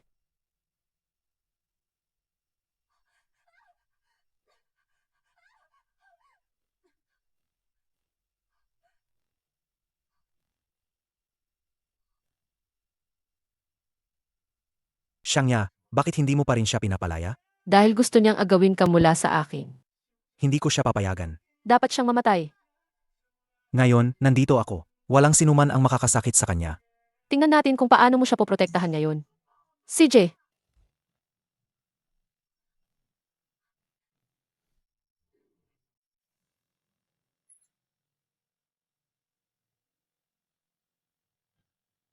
gusto kong makita mo siyang mamatay sa harap mo. Ito lang ang paraan para mawala ang pag-asa mo. Huwag. Tigil. Dali, dalhin niyo sila. Shangya, darating na ang pulis, huwag ka nang magkamali pa. Huwag ka nang magkamali pa. Gumingsiu. Ako ang nagmamahal sa'yo. Hindi siya. Sapat na mahal ko siya. Kung ganoon, hahayaan kitang mahalin siya nang hindi mo siya makamtan. Mingxiu, Xiaozi. Xiaozi.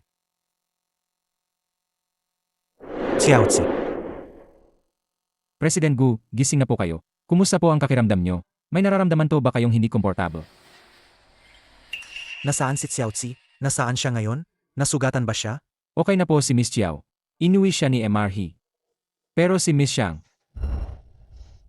dahil sa isang taong walang kinalaman sa'yo, ipinakulong mo pa ang sarili mong asawa. Nagkakabaliw ka ba? Ipakulong si Miss Xiang ya.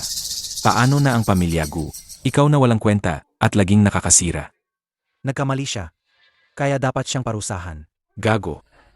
Sino ba talaga si Xiao Hanshi na nagpapakita kang sobrang mahalaga siya sa'yo? Ang aksidente ng mga magulang ni Xiaozi noon, hindi pa natatapos ang investigasyon. Hindi pa pwedeng malaman niyang bumalik si Xiaozi. Kung hindi, siguradong sasaktan niya si Xiaozi. Huling nakita kitang ganito, noong buhay pa si Jianxi. Sino ba talaga si Xiao Hanshi? Narinig ko na magkapareho sila ng itsura. Magkamukha lang sila. Mabuti kung ganoon. CG, investigahan mo ang background ni Xiao Hanshi. Gusto kong malaman kung sino talaga siya. Opo.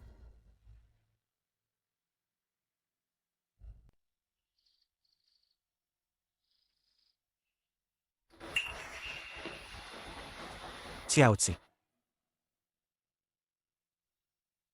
Xiaozi. Amarg, may kailangan ka ba? Sa loob ng 2 taon. Maayos ka ba? Ano naman ang pakialam mo kung maayos ako o hindi? Alam kong galit ka pa rin sa akin, kaya ayaw mong magpakilala sa akin. Pero ngayong nakita kitang buhay, may pagkakataon pa akong bumawi.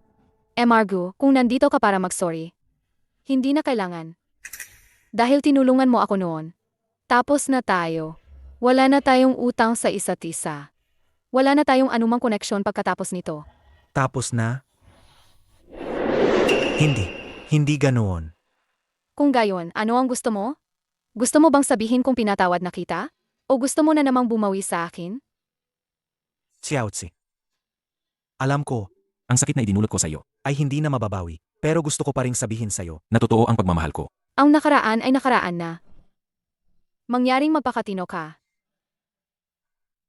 Xiaozi. Ay, nga pala. Ang pangalan ko ay Liao Hanshe. Ako ang asawa ni Heting Kuan. Pakiusap, Margo, huwag mo na akong guluhin pa.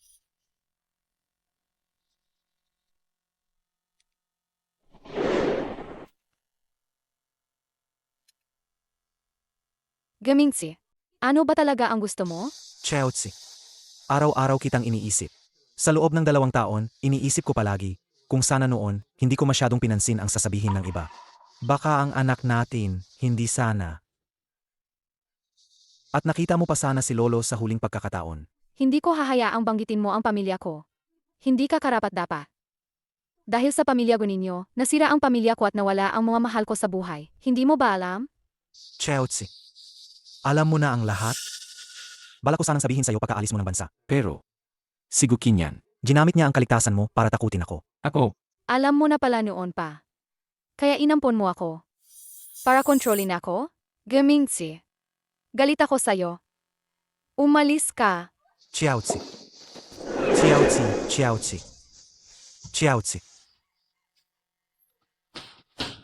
Huyaozi. Ayos ka lang ba? Anong nangyari? Patawad. Xiaozi. Alamin ko ang lahat ng katotohanan noon. Bibigyan kita ng hustisya. Ang mga taong nanakit sa'yo, wala akong palalampasin.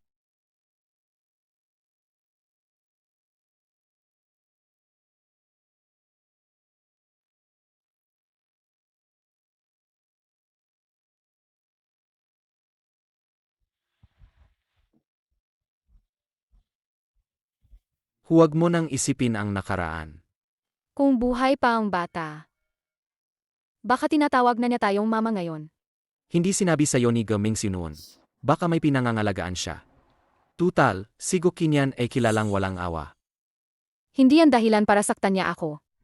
Ang lahat nito ngayon, siya ang may kagagawan, kung sinabi lang niya sa akin ng mas maaga. Ngayon, hindi tayo magiging ganito.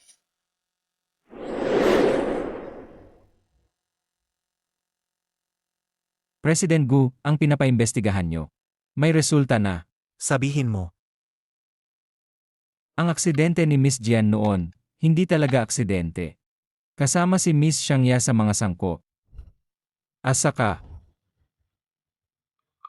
sabihin mo, at noong taon na yon, ang kamay ni Miss Xiangya na nasugatan, ay isang palabas lang niya para kaawaan siya. Mali ang paghusga natin kay Miss Jian. Sabi ko hindi ako. Bakit ako magsusorry? patawad. Xiaozi.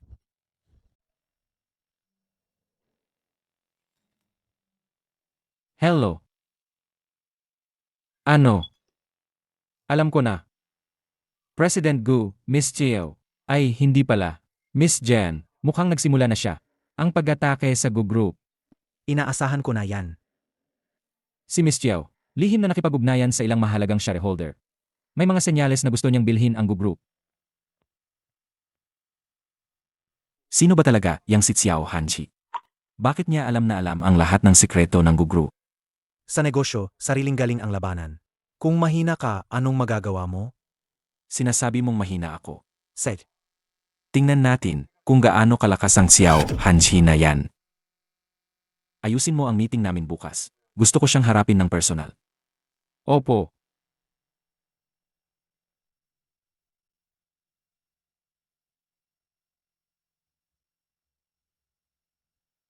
Miss Xiao, diretsahan na tayo. Ang mga ginagawa mo kamakailan ay seryosong nakaapekto sa interes ng aking group. Gusto kong malaman, ano ba talaga ang intensyon mo sa lahat ng ito? Normal na paraan lang ang negosyo. Bakit? Hindi ka ba marunong matalo? Miss Xiao, huwag mong kalimutan, hindi pa nagatagal, ang anak ko ang nagligtas sa'yo. Kung hindi ka man lang marunong magkasalamat, ayos lang. Bakit mo pa ako sinisiraan? Kung hindi ako nagkakamali. Ang dahilan kung bakit ako napunta sa panganib ay dahil sa iyong manugang. Huwag masyadong maging malupis sa paggawa ng mga bagay, bata. Dapat marunong ka mag-iwan ng daan para sa sarili mo. Ganyan talaga ako gumawa ng mga bagay. Kung hindi mo gusto, sige, subukan mo ako. Hihintayin kita. Ikaw. Kapag pinilit ko siya, muli siyang kikilos. Sa ganitong paraan lang, mahuhuli natin ang ebidensya ng kanyang krimen. Dahil ayaw mong makinig sa mabuting payo. Huwag kang magtaka kung gagamit ako ng matinding paraan. bakit hindi mo binuksan ang ilaw? Sanay na ako. Pinipilit mo si Gokinyan ng ganito. Para muli siyang Kumilos laban sa'yo, at doon siya magkakamali. Talaga, Pero sa ganoong paraan, malalagay ka ulit sa panganib. Pero kung hindi ko ito gagawin, hindi ko mahahanap ang matibay na ebidensya laban sa kanya. Kaya kailangan kong isugal ang sarili ko. Pero sa ginagawa mo, maaring mawala ang buhay mo. Hindi ako natatakot. Basta't matanggap niya ang nararapat na parusa, handa akong mamatay. Hindi mangyayari yan. Hindi ko hahayaang mapanganib ka. May ingay sa labas, bilisan mo. Makinig kayo. Utos ni Chairman Gu, walang ititirang buhay kay Xiao Hanzi.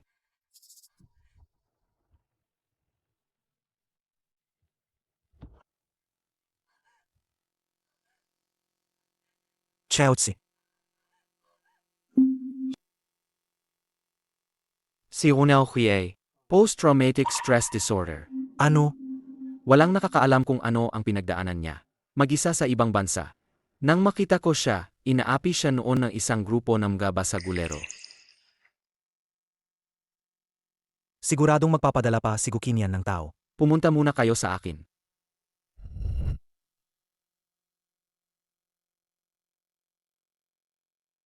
Kumusta siya? Hindi pa gising. Sabihin mo sa akin ang tungkol sa kanya sa ibang bansa. Yung mga nangyari bago ko siya makilala hindi niya kailanman sinabi sa akin. Pero alam kong marami siyang pinagdaanan ng maglaon. Dinala ko siya sa ospital. Sabi ng doktor, mayroon siyang. ETSC. Sabi ng doktor, ang lala ng trauma, niya siguradong nakaranas siya ng maraming masasamang karanasan para maging ganito kalala. Ako ang may kasalanan sa lahat ng to. Ginamit ni Gukinian siya para bantaan ako noon. Natakot akong masaktan niya si Xiao, kaya inilayo ko ang sarili ko sa kanya. Hindi ko inakala mas malaking sakit ang naidulot ko sa kanya. Yung aksidente sa kotse noon, mukhang gawa ni Xiangya. Pero sa likod si Gukinian ang nagutos. Parehong paraan 10 taon na ang nakalipas ginawa niya sa mga magulang ni Jian, hindi ba ganun din ang ginawa niya? Nga pala, may isang bagay na matagal ko nang inisip at napagdesisyonan kong sabihin sa'yo. Ano yon? Nalaman ko na si Gukinian. Baka hindi siya ang tunay mo Anong ama. kalokohan yan? Hindi yan posible. Siya ang nagpalaki sa akin mula pagkabata. Hindi ako nagbibiro.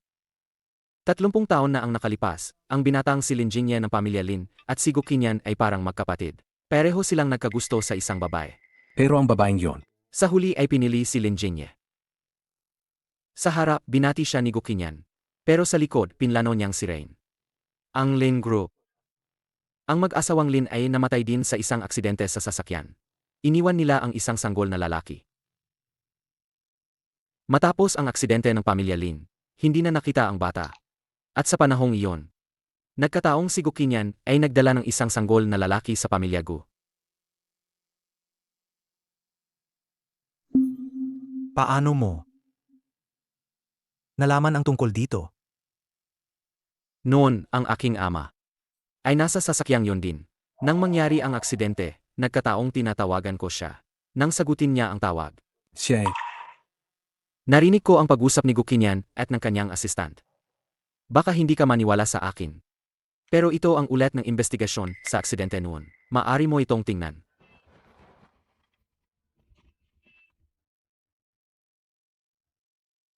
Huwag mo nang isipin ang pagiging magkamag-anak. Si Gukinian ay dapat managot sa kanyang mga ginawa. Dapat magbayad.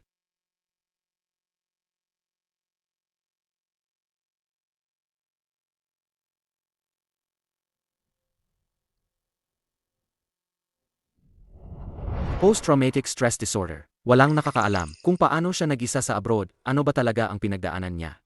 Nang makilala ko siya, hinahabol siya ng mga gago sa kalye. Xiaozi.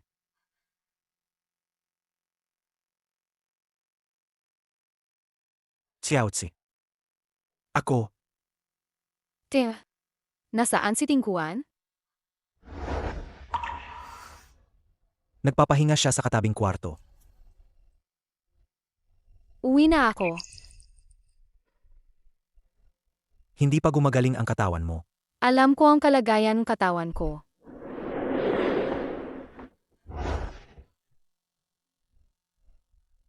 Bitawan mo ako. Hindi pa gumagaling ang katawan mo.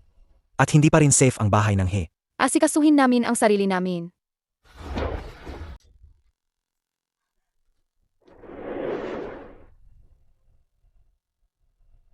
Xiaozi. Kalmado ka lang at makinig ka sa akin. Chairman, bakit ka narito? Nasaan si Gumingsiu? Ay, si President Gu. Nasa kompanya siya. Kalokohan. Bakit hindi ko siya nakita sa kompanya? Huwag mong isipin na hindi ko alam. Itinatago niya ang babaeng yan. Chairman. Wala talaga si President Gu. Sabihin mo kay Gumingsiu, huwag na huwag kang tutulong sa babaeng, yan na si Xiao, laban sa akin. Kung hindi, huwag kang magtaka kung pati ikaw ay madadamay. Sagi.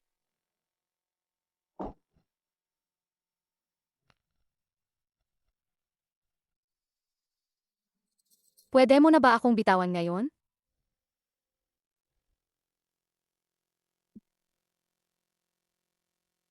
May masakit pa ba sa'yo? Bakit mo ako niligtas? Sinabi ko na poprotektahan kita habang buhay. Sa unang bahagi ng buhay ko, hindi ko nagawa. Pero sa natitirang bahagi, gagawin ko ang lahat ng aking makakaya. Para protektahan ka. Protektahan? Kung isipin, pinanood mo lang ako noon na mapagbintangan ng walang ginagawa. Hindi mo ba naisip na ang salitang protektahan na lumalabas sa bibig mo ay napakakutya at nakakatawa? Alam kong marami akong nagawang mga pagkakamaling hindi na mababawi. Pero, Tama na. Ayoko nang marinig ang mga nangyari noon. Ang nakaraan ay nakaraan. Hindi na tayo makakabalik. Tama ka. Dati, hindi kita naprotektahan ng maayos. Pero ngayon, hinding-hindi ko nahahayaang masaktan ka. Patutunayan ko yan sa aking mga gawa.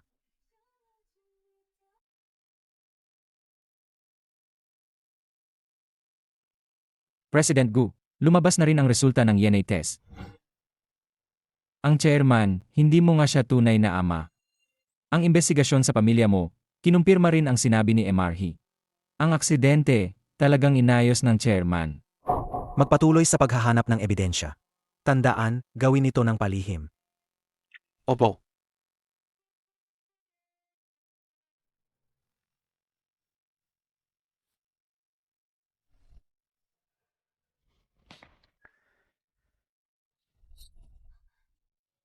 paumanhin.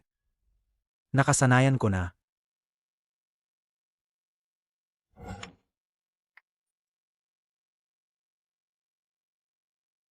Pwede ba akong umupo dito? Sandali lang. Ma'am,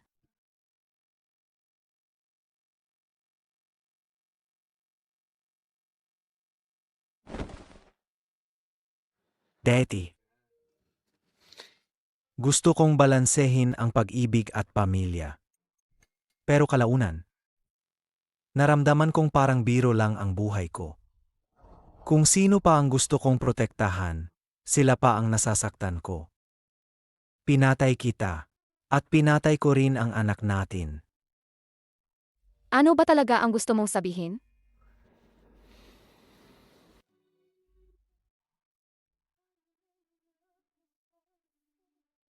Ngayon ko lang nalaman.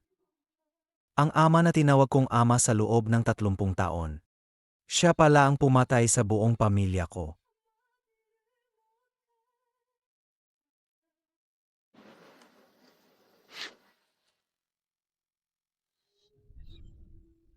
Nakakatawa, di ba? Para sa isang kaaway. Sinaktan ko ang pinakamahalaga sa akin. Paano mo nalaman na hindi mo tunay na ama si Gakinian? Tinulungan ka ni Hiting Suan sa kaso ng pamilya Jan. Nakuha ko yan sa pagsisiyasat. Noon, ginamit ni Gukinian ang pangyayari sa mga magulang mo para takutin ako. Natakot akong iwan mo ako kapag nalaman mo.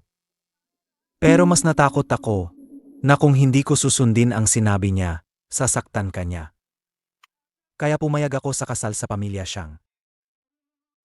Sinadya kong ilayo ang loob ko sa'yo. Tapos na ang lahat.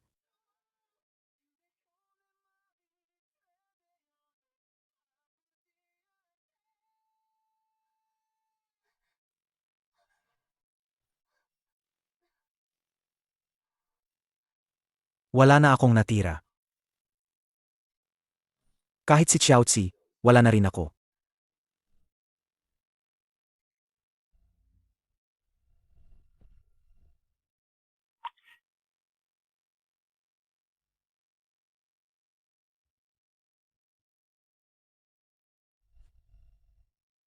Gising ka na? Magandang umaga. Ang nangyari kagabi, Nalasing ka kagabi. Huwag mo nang isipin. Kung gayon, ano ang plano mo ngayon? gagawin ko siyang magbayad sa kanyang mga ginawa. Magbabayad siya. Ito ang pinakamahinang bahagi ng pangunahing negosyo ng Gugru at ang lahat ng lihim na transaksyon na ginawa ni Gukinian.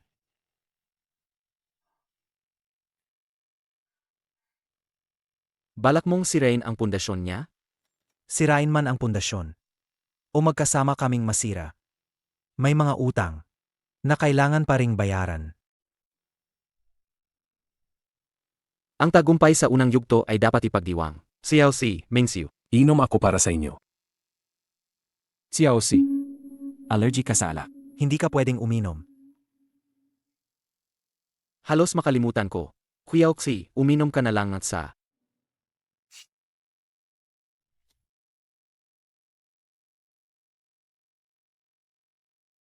Alam kong nasa puso mo pa rin siya. Ngayong naayos na ang mga hindi pagkakaunawaan, panahon na para sabihin ang dapat sabihin.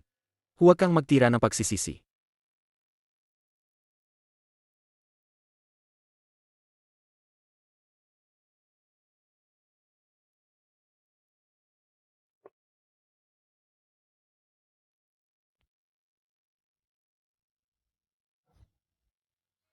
Xiaozi. Maaari mo ba akong bigyan ng isa pang pagkakataon? Ako, Wala na tayong pag-asa. Kapag natapos ito, magpatuloy na tayo sa buhay natin.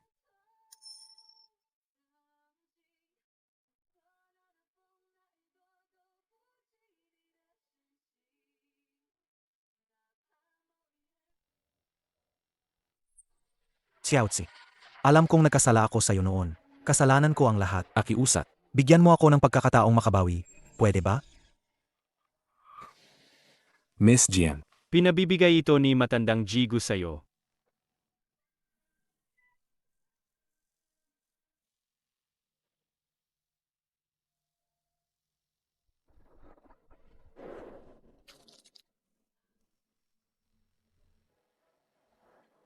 Naging pabaya ako noon, kaya nakatakas ka sa ibang bansa. Hindi ka na lang namuhay ng maayos, pero bumalik ka pa para sirain ang group ko. Masyado kitang minamaliit. Gawin yan. Ang masama ay may masamang kapalaran. Lahat ng ito ay bungang iyong mga gawa. Walang ganoong bagay na bunga ng sariling gawa sa mundong ito. Mayroon lang nanalo at natalo. Tulad ng mga magulang mo noon. Ang humahad lang sa akin ay kailangan mamatay. Alam mo ba? Xiaozi, ikaw ang pumatay. Sa mga taong ito, ilang walang kwentang tao na ang inalis ko. Makikipaglaban ka sa akin. Masyado ka pang bata. Dahil namimiss mo ang mga magulang mo. Ibababa kita doon para makasama sila.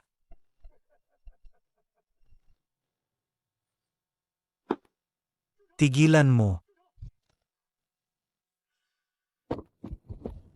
Pakawalan mo siya. Hindi ka talaga nagkamali, Gukin yan, sa pagpapalaki ng isang mabuting anak. Ang bilis mong nakarating dito. Hindi ka ko ama. Isa kang hamak na sinungaling. Isang mamamatay tao. Na may dugong nakadikit sa mga kamay. Dahil alam mo na ang lahat, wala na akong dahilan para itago pa. Pero, ano naman kung alam mo?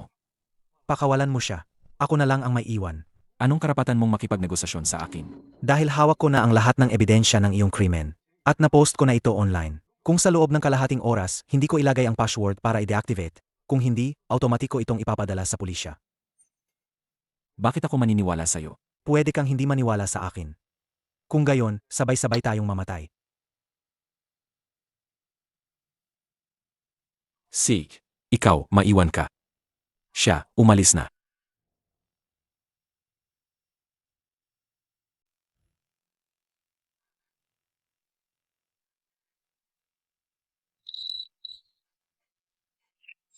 Huwag kang matakot.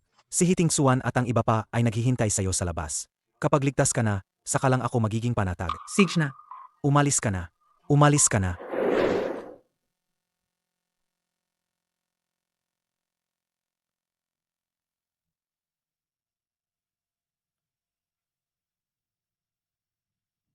Sinabi ko na, poprotektahan kita habang buhay. Hindi ko nagawa sa unang bahagi ng buhay ko.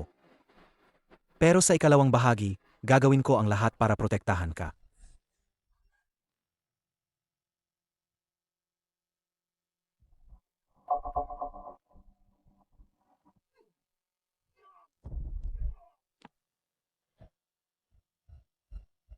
Mingzi,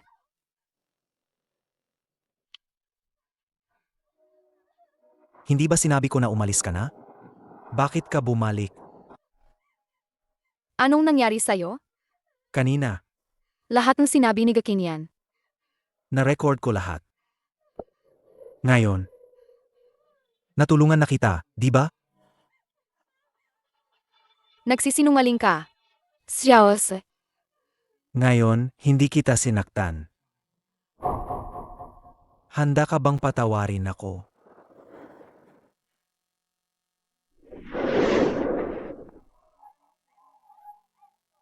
pinapatawad na kita.